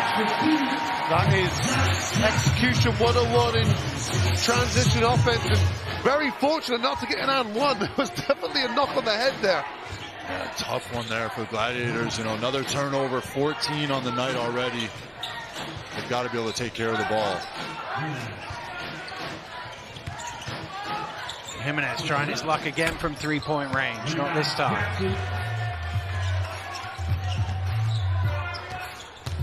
Jackson draws the foul. Zach Jackson. It's on Fraser Malcolm. Zach Jackson's really fancies that matchup there a couple times. He's been going straight at him, taking it to the young fellow.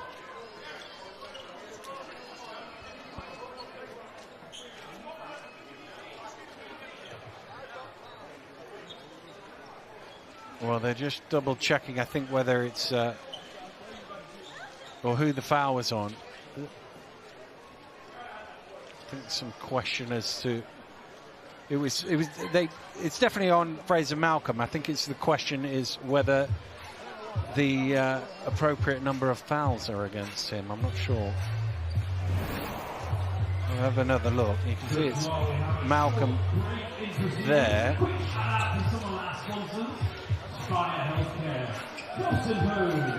Or are they checking whether they're over the team foul limit? It says 5 on the scoreboard.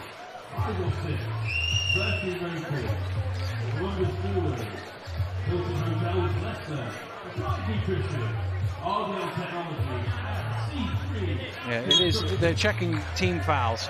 It says 5 on the scoreboard, and there was some debate as to whether the little symbol that they put up, the little cone they put up on the board, wasn't up. So there was some debate as to whether they'd reached 5 fouls or not, and they were just double checking. And the answer is yes. And the reason that matters is because Jackson wasn't in the act of shooting when he was fouled, but being over the limit means he gets 2 free throws.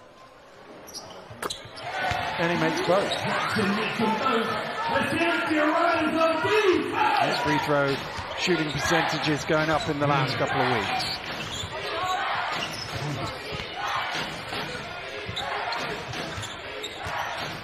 Here's Sloan. Cross court, Jimenez. And he strings it.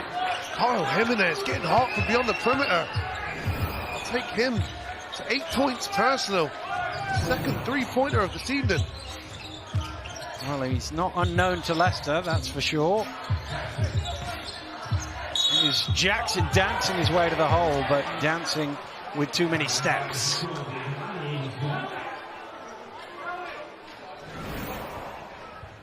See Jackson looking to attack right at Malcolm McKen. He likes that matchup. He did it illegally. Called for travel. Well, that's a massive difference in the game right there. 60% field goal shooting versus 38. It's tough to be in touch with numbers like that. Sloan. This is another one for the Gladiators. He's just not been able to get it going this season. Sloan, 3 for 11 now, 8 points for him. And checking foul on Jimenez. That might be one way to stop him making threes, is get him in foul trouble.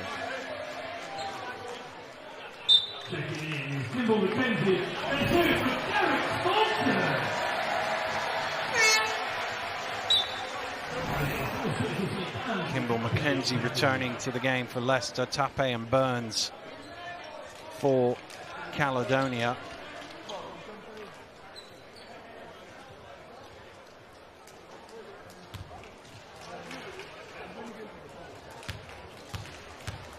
Again, Leicester doing a tremendous job of getting to the free throw line. We saw them do it last week down at Surrey. If you just relentlessly attack and force the other team into committing fouls, it is a really good way of getting the scoreboard ticking, and Leicester do lead the league in free throw shooting percentage as well, shooting 79% for the season. They're 21 of 25 here tonight. Yeah, it's been the game plan since tip-off. They've executed it very well so far.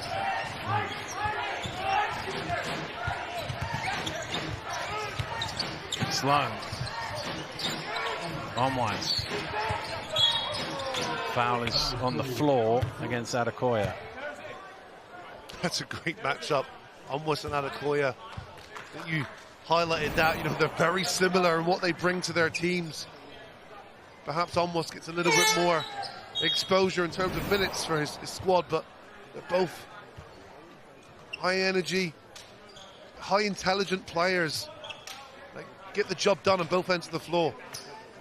Yeah, we talked about it before, like glue guys that pretty much every team needs one of those guys, the guys that are willing to do the dirty work, they're willing to take on a role and whatever role they're given by the coach. And both these guys doing a great job of that for their respective teams. I think the table just wanted clarification on the number. 99 is probably the hardest number to signal for the referees and therefore to spot for the table. This time he will get to the basket on Onwas, and he will go to the line for a bonus. It's a good take from Prince Onwas. Gets to his dominant hand and then has the strength to take on the contact and finish. Caledonia team, you know, they need plays like this if they're going to chip away at this lead. And although it seems monumental here, there's still lots of time in this game for some changes to happen. And although looking a bit deflated, Onwas is bringing some energy here in this third quarter. 8 and 5 now for him. Whelan for three, tough one. Oh my goodness, what a shot from Patrick Whelan. I was just thinking, we haven't seen anything from Patrick Whelan recently, and there you go. He knocks down a three, and textbook shot from Patrick Whelan there. Big three for Leicester Riders. He is 3 of 3 from behind the arc, and 17 points. That whole ball will go the way of Leicester on the possession arrow. It's yet another game where Patrick Whelan is just so efficient. 5 for 7 field goals in total.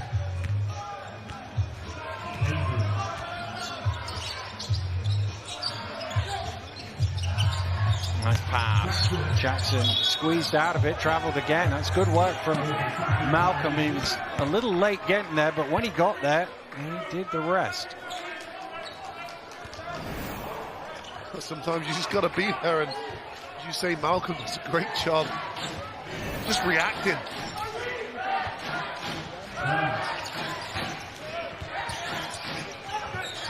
Sloan for three. Off the mark. Tape with the offensive rebound. Onwas now for the triple. Whelan grabs it. Gladiators are so out of sync. Even their main guy, leading scorer, David Sloan, just isn't quite the same. Burns with the steal. Sloan drops it off to Malcolm for the lane. And that's Caledonia basketball there. Get out on that fast break, and if you can't draw the defense, you dump it off. Great play from them there.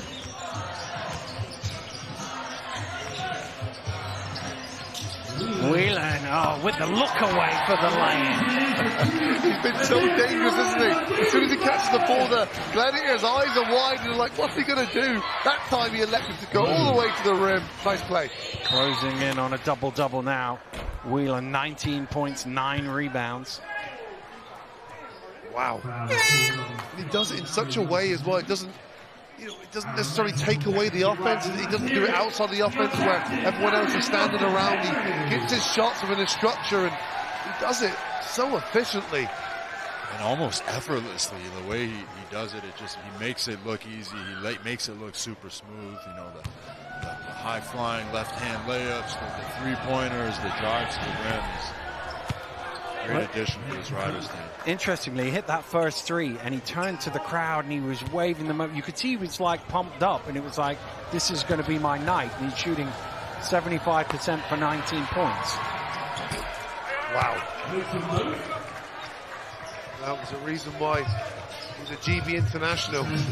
It must be real painful for the opposition too. You see Patrick Whelan and Mark Levin, two casualist of guys that can hurt you in so many devastating ways. Well, here's Jackson, who's had a quiet night, but looking to heat up now. That Jackson, he had 1 point at half-time, sitting on 9 points now, and he certainly looks to make his mark in this second half. Well, he leads the league in three-point shooting. Whelan is 4th. It's another turnover. Minute 44 to go in the third, down 21. Gareth Murray requests a timeout to try and get something going for his team. They've lost the first 2 quarters. They're losing the third one as well. He's got to try and find some momentum just to get them even back into thinking about having a shot at this game. Well, what's happening to the Gladiators? What happened to the Riders up in Glasgow? You know, it's that sort of feeling of hopelessness. You know, the Riders, you can tell they feel good on both ends of the floor, but I don't think they'll let up as well. I think that memory's still so fresh of them losing by a high margin up in Glasgow with those 25 turnovers. It's sort of a replica of that in that sense. You look at the Gladiators and you think, where's the offense going to come from? Everything is so laboured. You know, you're relying on an on-force to make a play or a Malcolm to run the floor. You know, David Sloan's got 10 points. This is I think discredit to him. He's so talented. He only has 10 points. He struggled to get any type of rhythm today. And you know, I think his backcourt partner Jordan Byrne, he's had a really difficult evening. Well, the problem is the two guys who have taken the most shots are shooting the lowest percentages. Sloan is 3 of 12 for 25%, and Burns is 2 of 9 for 22%. And it's tough when the guys who are taking most of the shots are not making them. Yeah, and I mean, there's opportunities out there, but just seems like they just can't get over that edge there. And you got to take your hats off to the Leicester Riders. I think they've been doing a really good job defensively of forcing them into the areas where they're not comfortable and making them take tough shots. He's Whelan in the corner. Well, he just makes shots. This has to be encouraging for any Leicester Riders fans watching this. When the Leicester Riders are on, they look so good. Their offense is so pure, and collectively on the defensive end, they're just causing this Gladiators team fits. He is 4 of 4 now from behind the arc. Sloan continues his struggles from field goals. Minute to go here in the third. Leicester already with 25 points on the period, looking to add to it. Jackson for 3 on iron. They haven't taken a load of threes, Leicester, because of the way they've attacked the basket, but they are 5 of 11, and that's a shooting percentage you would take any day of the week.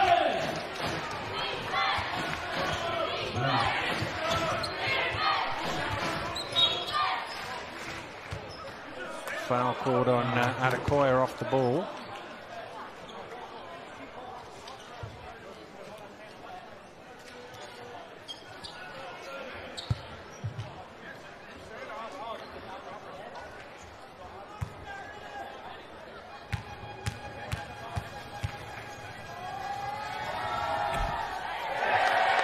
Well, first free throw doesn't go. Nope.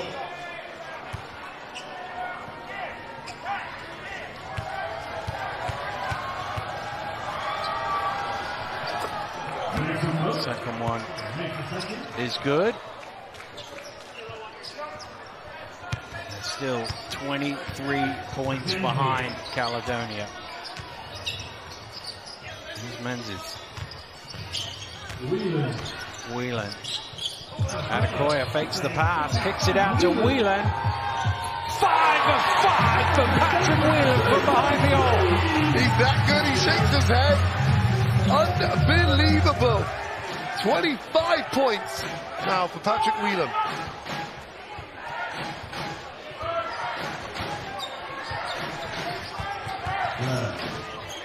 Tough shot.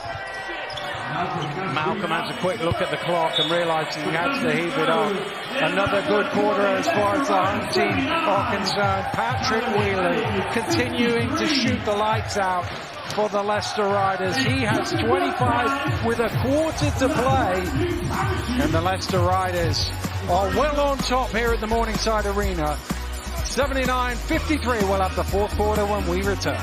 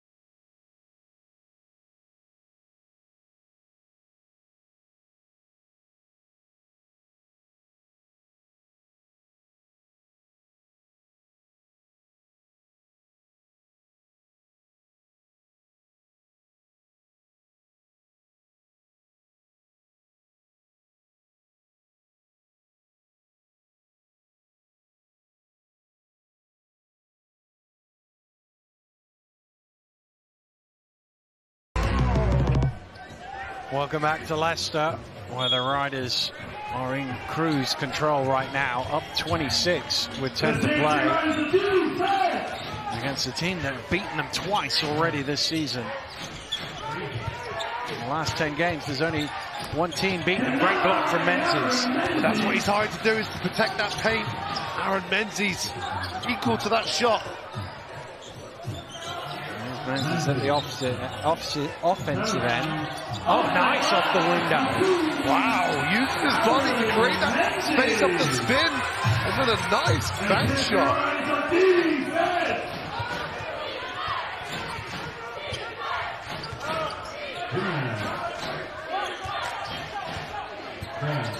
Burns.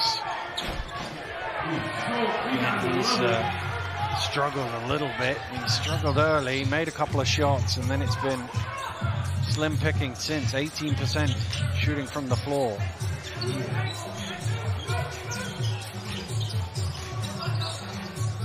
Cross court to McKenzie, fakes the three, takes the two, and knocks it down. I think the Leicester Riders here, it's like the definition of taking what the defense gives you, and Leicester Riders is doing a great job of moving the ball around and finding their spots. Oh, nearly a nice pass. It was round the back, but it didn't quite get to its intended destination. The 17th turnover from Caledonia, and Leicester have basically been running it back at an average of 1 point per turnover. Here's Menzies. Kicks it back out to Loving, fires up the three, and rims out. You almost expect it to go in. Yep. It's been one of those games where every good look that Riders has got, they've made. Another turnover. McKenzie off and running. He's got numbers if he needs them. He doesn't. He just gets the easy two for himself. It's tough, you know, live turnover coming down the other end, and an easy bucket takes the air out of your tires there. McKenzie has 8 points off 5 shots, and he has 6 assists and a steal as well. Burns for 3. Got it. First 3 of the game for him. Wow, that'll do the world of good to see that ball through, go through the hoop. It hasn't been through lack of trying, but I think he's the type of player, again, he's mentally tough where he'll keep putting those shots up. You just hope it's not at the detriment to the team where he is shooting those low percentages, because as you say, Dan, the production isn't there. Forced turnover by Caledonia. Fraser, I don't think he wanted the alley-oop, but Jimenez is able to hit it back. That was knocked by Jackson into the backcourt, so it's all right for Caledonia to chase that back. Burns, 2 in a row, just like he did in the first half. Waking up here a little bit, Burns, you know, he's lethal on the jump shot, able to create for himself. 2 in a row for Burns.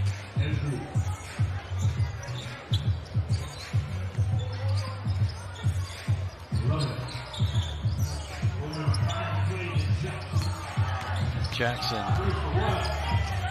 and very patient with it. Menzies is trying to make a nuisance of himself, but that'll be a Caledonia ball. Patrick Whelan will sit down to rapturous applause from the home fans. 25 points, 10 shots. He's taken 10 shots and scored 25 points. Incredible. And he is a legitimate superstar in this British Basketball League, consistently contributing to this very good Riders team. McKenzie called for the foul.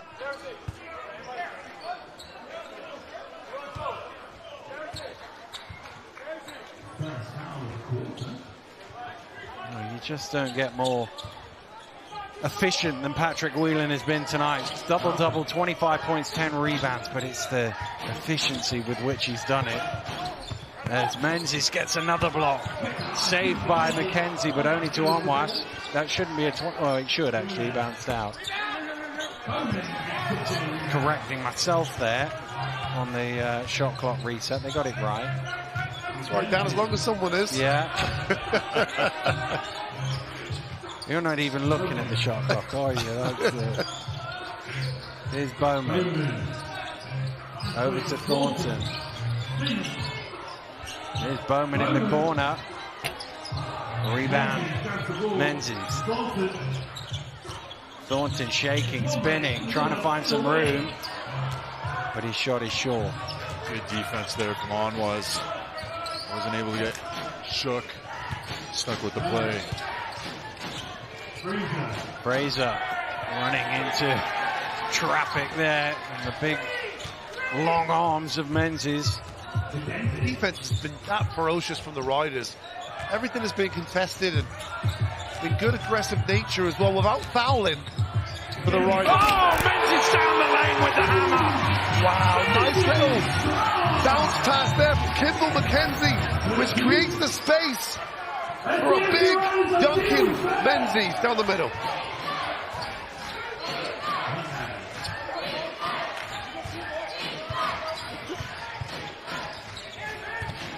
Malcolm bumped by Loving.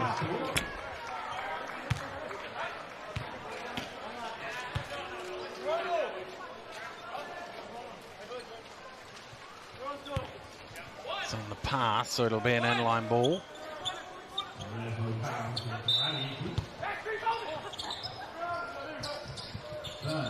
Burns. Another rebound for Menzies, his 6th of the game. 6 points and 6 rebounds for him.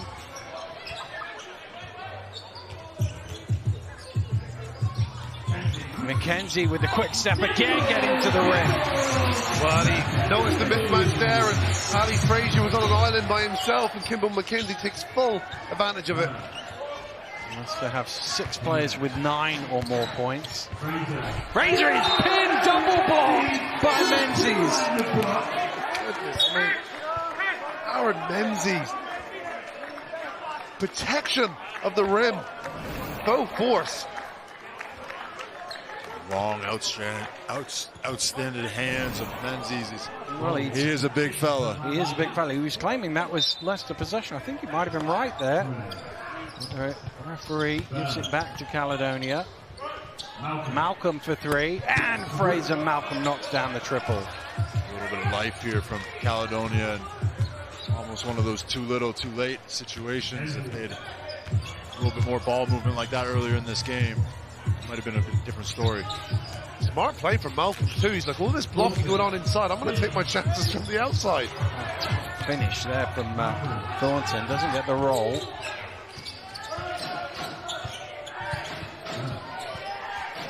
Burns has a mismatch here, looks to use it. Oh, nice move, but he didn't have the lay-in. Thornton in transition, Thornton all the way to the basket, and the foul is called on Baldwin. Well, wasn't a lot in that one for me, but what Derek Thornton does do a really good job at, he's attacking the rim. There he is again, going left. Gets the referee to blow the whistle. Yeah, I'm with you on that one. McKenzie sits down for Leicester. He's got 10 points and 7 assists for 6 shots as well. 5 of 5 from 2-point range. The only shot he's missed is a 3. Thornton has 12 points to his name, and Leicester continue to shoot very well from the foul line. He personally is 7 for 7.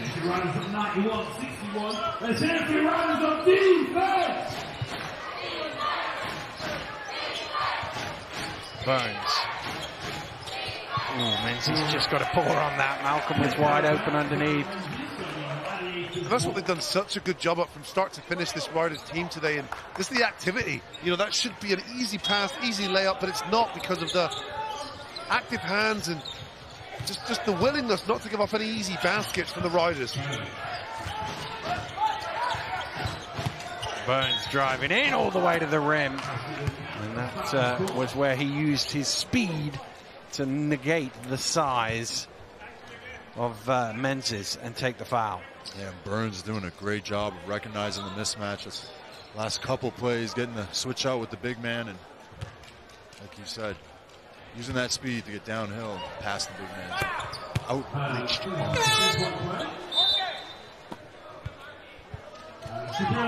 Adekoya is going to come in, and Loving will sit down for Leicester. 11 points, 5 assists, and a couple of steals for him.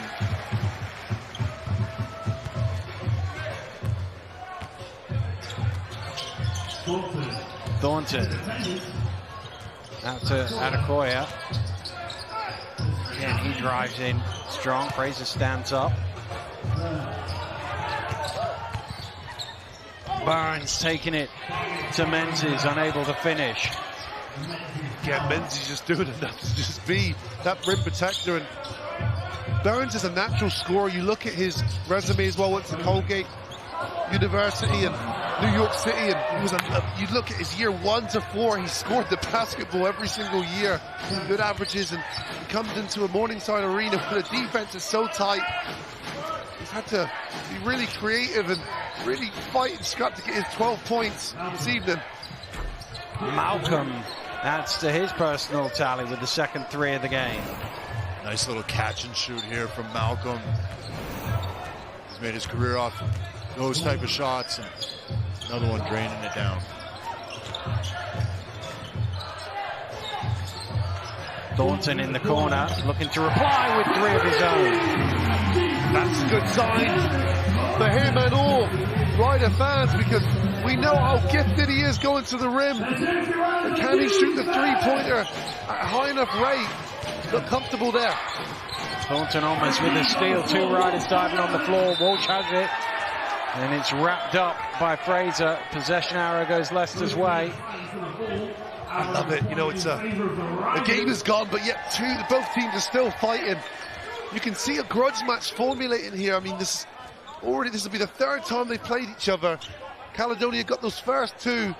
Riders about to get another one, and then of course we'll see the semi-finals of the Cup in just under 2 weeks. So you can really start to see the frictions developing. Definitely great to see this type of rivalry building, and obviously with that game in 2 weeks, everyone's not going to want to miss that one. I'll be tuned in for sure. Thornton again from behind the arc, not this time. Walsh with the offensive rebound. He's sort of lost it, managed to get it out to Adekoya, and he hits the triple. Rated threes. Again, it's just Evan Walsh coming off the bench, grabbing an offensive rebound, and Adekoya all the time in the world. Adekoya becoming the 5th Leicester player into double figures. There's Kemp in the corner looking to get on the score sheet. Saved by Bowman.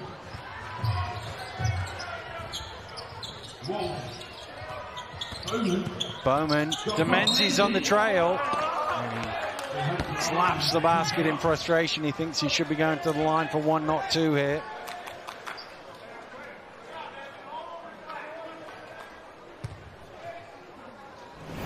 Wow, you see him, penetration from Bowman and Menzies. Yeah, you're right, you can see why he's frustrated there. I think a guy of his size and strength should be secured himself and one there. Well, the other thing it would have done is it would have ticked them up a chance to tick up to 100, which of course fans always love to see 3 figures on the board. As it is, it's 98, but there might be a chance here because Baldwin's just pushed Walsh to the ground, and because the ball's in the air, that's going to be 2 free throws. Oh no, it's not. They're not over the limit. What am I talking about? It's only the 3rd. Evan Walsh with that World Cup fever, going down like a football player.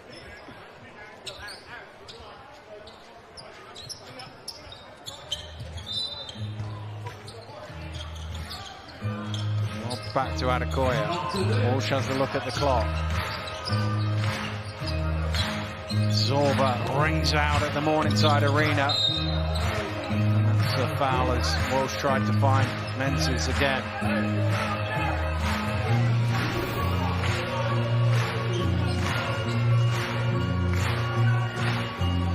Good hands from Ali Frazier. He needs a foul, but better than an easy catch and a dunk. Walsh for 3. Short. might not get 100. Trying to take their time. It's Malcolm at Glasgow. I've done it. Caledonia. Stolen away by Thornton. They will get the 100 because Bowman is out in front and he hammers down the jam and 3 figures on the board for Leicester. Goodness me, Blake Bowman had jets right there. He just took off and what a finish. Well, that is the way to bring the century up for sure. And Bowman flying at both ends to pull the rebound. And I wonder if Leicester go for one more score, because they've obviously lost twice to Glasgow. The head-to-head might matter. Bowman gets it away and doesn't quite get that final score. But a big win for Rob Paternostro and his team. Really blew the game open at the end of the first half. 14 points in a row. Really built up a cushion at halftime and then just kept going in the second half. We started this game in the fourth quarter down 21-20. We thought, oh goodness, it's going to be one of those closely contested. Boy, were we wrong. Boy, was I wrong. I'm speaking for you. Boy, was I wrong. The second quarter, the Leicester Riders blew open this game. They did it through their defense, and they did it through their structure, and they did it through stars in their offense. You know, Derek Thornton stepped up big in times, you know, but it was Patrick Whelan that all-conquering 25 points in such an efficient manner that the Gladiators had no answer for. And it's just a tough place to come and win again. Leicester have won 22 home games in a row, 20 league home games in a row. They've not lost a league game in this building since March 21. That was a long time ago. And when you shoot 65% from 2-point range, 44% from 3-point range, you're 82% from the free throw line off 29 attempts. You're going to win a lot of games shooting like that. You are, and it's just a different type of energy that they have in here. On both ends of the floor, I thought they were so calculated on the defensive end, and those numbers don't lie as well. It's not just players making shots, it's players making plays, extra passes. You know, we saw Patrick Whelan's here with 5 points today, but he did it within the offense. It wasn't one of those put the ball through your legs 8 times and shoot the basketball. He did it within the structure. It keeps everyone involved at both ends of the floor. Well, all those numbers on the left-hand side are great, and that is why the number at the top is so big. 100 points for the Leicester Riders, a quarter of them for Patrick Whelan, a big double-double for him. And let's get some reaction. He's with Mike. Patrick, 25 points, 10 rebounds, 3 assists. Talk us through your performance tonight. Just trying to play good basketball, you know, just trying to do what I do and nothing more, nothing less. And we saw you turn around after you hit your first 3 and really trying to get the crowd involved, get them pumped up. How important was it for you to get that win in front of your home fans tonight? Yeah, I mean, we love playing here. Like, it's no secret. I think you said before, we haven't lost here in a while, so we really love playing here, and we're looking forward to some more wins in front of this crowd. Yeah, and talking about more wins in front of this crowd, you guys obviously play these guys again in a couple weeks in the Cup final. How big and important was this win moving forward towards that game? Yeah, it was big, but I'm expecting it to be completely different. You know, they had some guys in foul trouble. You know, we're gonna be prepared again, and I'm sure they're gonna come with something different. So expect that one to be a good battle, I think. Yeah, and obviously we talked to you at halftime. You were, you know, kind of rolling by that point already. But what really changed for you guys as a whole, as a team, in that second half? Yeah, just sticking to the plan. I mean, we knew what we were doing defensively. We've been locked in all week. We've been running their actions. We've been, you know, drilling it in practice, and you know, preparation shows through in games. So yeah, good win. It's got to feel good to get a win against a team that has kind of been a thorn in your side. You know, how does this spur you on for the rest of the season? Yeah, I mean, any big win, as you can see from last year, you know, it gets us going, and you know, now it's 8 of our last 9. Hopefully, we'll make it 9 of our last 10, and then, you know, we'll keep the train rolling. Patrick, thanks for your time, buddy. Yeah, appreciate it. What a season this man is having. A double-double, 25 points, 10 boards, 3 assists and 3 steals thrown in for good measure as well, Kieran. You know, I loved him last year. Now he's taken it to another level. Yeah. You know, he was a great player last year. He's an even greater player this season. And I think for the Leicester Riders to have success, he doesn't even just need to score. He does all the little things. A good defender, gets big rebounds. He's just a great all-round player. And understated and modest with it as well. I guess that is very much the mindset here in Leicester, the mindset that Coach Paternostro engenders in his team, and it is very much a team in the purest sense. We know the starters have a great amount of talent, but the bench always comes and delivers. We saw that again tonight. But when you weigh this game up, was all the damage done? Was this game won in the final 3 minutes of the first half? Definitely. You know, I was quite disappointed to see it. Just like, you know, they got into foul trouble from a Gladiators perspective, and the Riders just punished them. You know, they reminded themselves that they lost by 26 in Glasgow. They made sure they went out and punished them. And when the Gladiators dropped their head, it was over. Coach Paternostro always talks about taking one game at a time. I asked you at the top about the psychological edge ahead of the semi-final that this game tonight might create. Are you telling me that this is an advantage Leicester now in respect to the semi-final? You know what? I'm going to go in Coach Rob's book. It's every game, you know, it's a different game, every game as it comes. But I can tell you right now, regardless that they just won by 30 points from a Riders perspective, Coach Paternostro will ensure that they understand that any game can be lost in any given night in this league. I don't doubt that. Let's find out from the man himself. He's courtside now with Mike. Coach, a massive 33-point win here in Leicester. Talk us through the game tonight. Yeah, I thought we came out pretty well, and I thought once we got going in that second quarter on defense, we really held them down. I think we held them to 15 points in that second quarter. I thought offensively had great looks all night. I thought we should have had more points on the board at halftime. We didn't, you know, convert on the fast break, but you know, our guys are ready to go, no question. We've been playing good basketball too. You know, we look at it, 7 out of 8 in the league, 8 of 9 overall.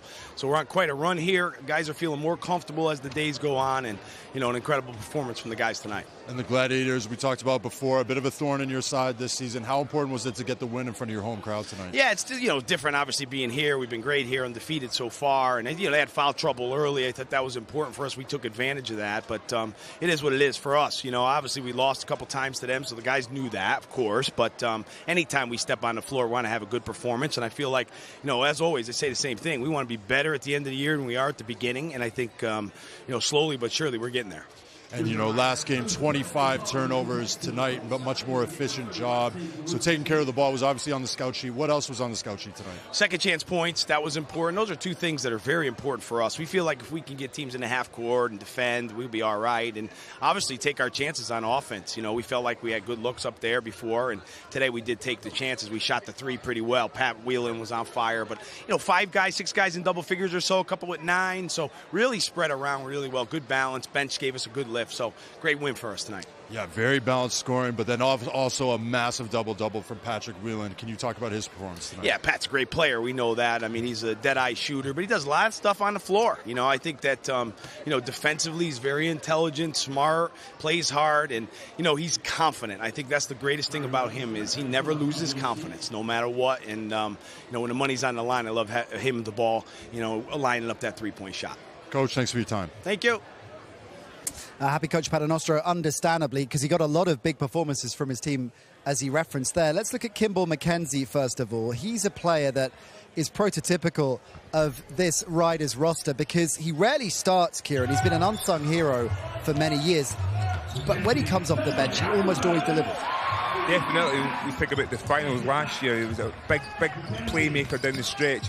But, you know, getting his shot off, distributing the ball, running the offense, and he's a safe pair of hands as well. He's a great addition to this team.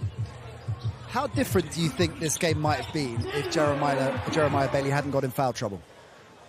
It definitely is. He's a big impact player for the Gladiators, but it wasn't just him. That a lot of players got in foul trouble, and that made them a little bit more tentative on defence, and the Riders definitely exploited that. So the one thing I will say from a Riders perspective, they always find a way to play defence without fouling. That's something that the Gladiators and all other teams in this league are still struggling to do. One other player we want to talk about from the Leicester side, and as Rob mentioned, 5 hit double digits, 2 more on 9 points. Mark Loving was part of the former group. Again, if we're talking about consistency, this guy always delivers. Always. You know, and he did a great job against the mismatch tonight. You know, he saw that when he had the smaller player on, he was getting inside. You know, we always talk about his shooting ability, but he had the ability to kind of just catch the ball above the rim and finish on those smaller players. So they did a real good job of being that, you know, being able to shoot outside, but at the same time, when they had the mismatch inside, he went inside and made it look easy. Yeah, big night for Leicester. Difficult night for Caledonia. Let's get the perspective of their head coach. Gareth Murray is courtside now with Mike. Coach, we always know that it's always tough to beat a team 3 times in a row, especially in the BBL. Can you talk us through the game tonight? Yeah, I thought the game was lost in the last 2.5 minutes of the second quarter, if I'm honest. The floodgates opened for them after that, and it was difficult to get back in the game. They play with real confidence at home. They shoot the ball really well, and then once they start making shots, their defense really steps up a level, and we weren't ready for that. Once they made that run, we weren't ready to keep that fight alive, and like I said, the floodgates opened for them, and they really got shooting the ball well. Yeah, and in that first half, Jeremiah Bailey going out early with fouls. Was foul trouble a big issue for you tonight? Yeah, for sure. He's a big influence on what we do. When he picks up those early fouls, we have to make subs. Our rotations are earlier than expected. The matchups are then change a little bit. Then he picks up his third, and then we're really battling against him. And then Prince gets his second, then we're really backs against the wall. So foul trouble picks apart, but it's more like we lost the game. Yeah, it wasn't a great night for us in the office, but it's the way we lost that I was disappointed. It was 2.5 minutes shot selection, which was our number one key for tonight. And what did you think the Riders did well on the other end? They shared the ball. Once they got stops, they're a very good team when they get out in transition. They're not just a fast break team, but when they get stops against you, they're really quick at scoring down the other end, and they've got lots of guys that can score. 11 turnovers in the first half, finishing with 20 turnovers. How did that affect your team? Yeah, the turnovers, but to me, it was the shot selection for me. It was like turnovers happen part of the game, and once the game's opened up like that, people are trying to do things they don't maybe necessarily need to do to try to come back in the game. But for me, it's always about shot selection. If we take the wrong shots, Riders get out and run, and that's not what we want. And how is this going to affect you guys moving forward? Obviously, you've got these guys in the Cup semifinal. How will this affect you and your team? Just maybe give them a little bit of confidence, maybe make it a little closer this time. We play Newcastle on Sunday now, so we've got to prepare for them, and then we've got a couple of games before we see Leicester down here again in the semi-final. Obviously, a difficult moment for you. We appreciate your time. Thank you. I love that optimism. I love spinning that into a positive. But he's got a point, right? Because even though Leicester, as we know, they're so disciplined, and as you say, Coach Rob is not going to let them get carried away with this performance. It's motivation at the same time for Caledonia, isn't it? And it has to be, and I think they were humble tonight, and I talk about complacency. The way they beat Leicester in Glasgow, it was one of those things it's very easy to take your foot off the pedal. So, they've been kicked. Now it's how you respond to that. And how will Gareth respond to the ill discipline in the performance? Foul trouble we've talked about, as Mike mentioned in the chat there, 20 turnovers. That's what cost them. Yeah, Gareth said it best. It was the shot selection in that second quarter that it just became run and gun, and they got punished. Every time they missed, they got punished down the other end of the floor. The one thing is, you can go back, look at game tape, and everything is fixable. And I think that's as a player from a growth mindset perspective, having that ability to understand that everything is fixable, it allows you to bounce back a little bit quicker. So Gareth will go and dissect the game, look back, do his teaching, and be ready to go on Sunday. Well, staying on the glass half full tip for Caledonia, if you look at the performances from some of their big players tonight that were underwhelming compared to what we typically are used to seeing. And Jordan Burns, of course, a player that we picked out at the top because he's had an electric start to life in the BBL, but he didn't turn up tonight. 12 points, but shooting at just 26%. So if we're looking at the positive spin there, he will come again and come strong. Well, he's a volume shooter, and he can shoot, he can create his own shot there. Look, nice little step back. He's going to make a lot of shots in some given nights, and he's going to miss some given nights too. And the Gladiators will live with that. It's the rest of the team kind of responding, staying cohesive as a unit.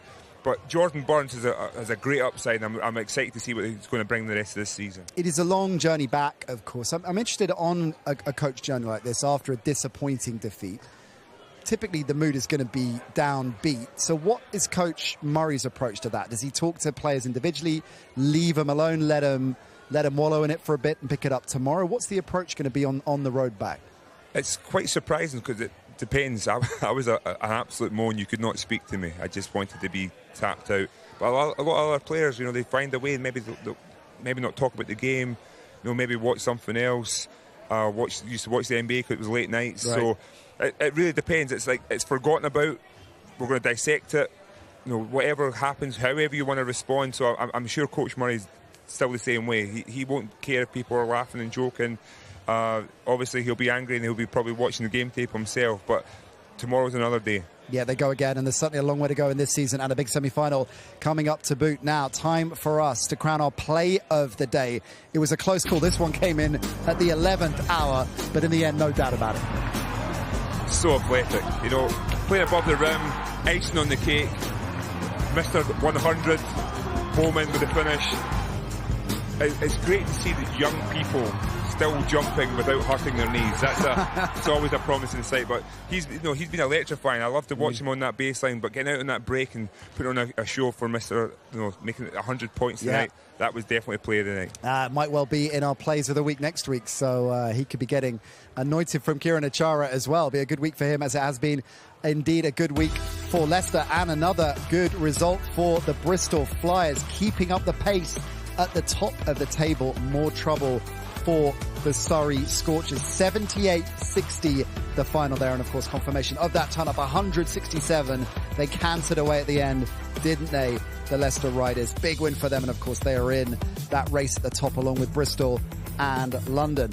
Lots more action coming your way this weekend in the BBL. 3 games on Sunday. Surrey are back in action. They need to get something rolling soon. The Plymouth City Patriots face them on Sunday. Caledonia back in action as well, as Kieran said. That game against the Newcastle Eagles. Altogether different proposition we're seeing this season. Caledonia on their home court. The Cheshire Phoenix take on the London Lions. London, the pace setters, and we'll want to keep that rolling on. Well, speaking of which, they are going to factor in our pre-Christmas schedule. Some fantastic action coming your way.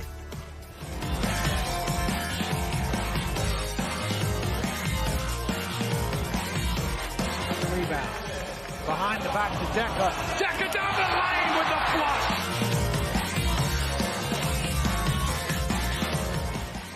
Oh, he throws it on the back to himself. Oh, have you ever seen anything like it? Any excuse to see that play. I wonder what the over-under is on how many times we'll watch that this season. There is never enough watching that brilliant stuff. Now the Lions in action on Friday against the Bristol Flyers. This is absolutely a bona fide top of the table clash. Cannot wait for it. 7:30 on air, Sky Sports Mix, for a 7:45 tip. Looking forward to that one, huh? Definitely. We certainly are. It has been a brilliant performance from the Leicester Riders, throwing down a marker, making sure that their title defence is up and running and rolling. But London and Bristol will have a lot to say about it as well. We'll catch up with you on Friday with both of those two teams. Bye for now.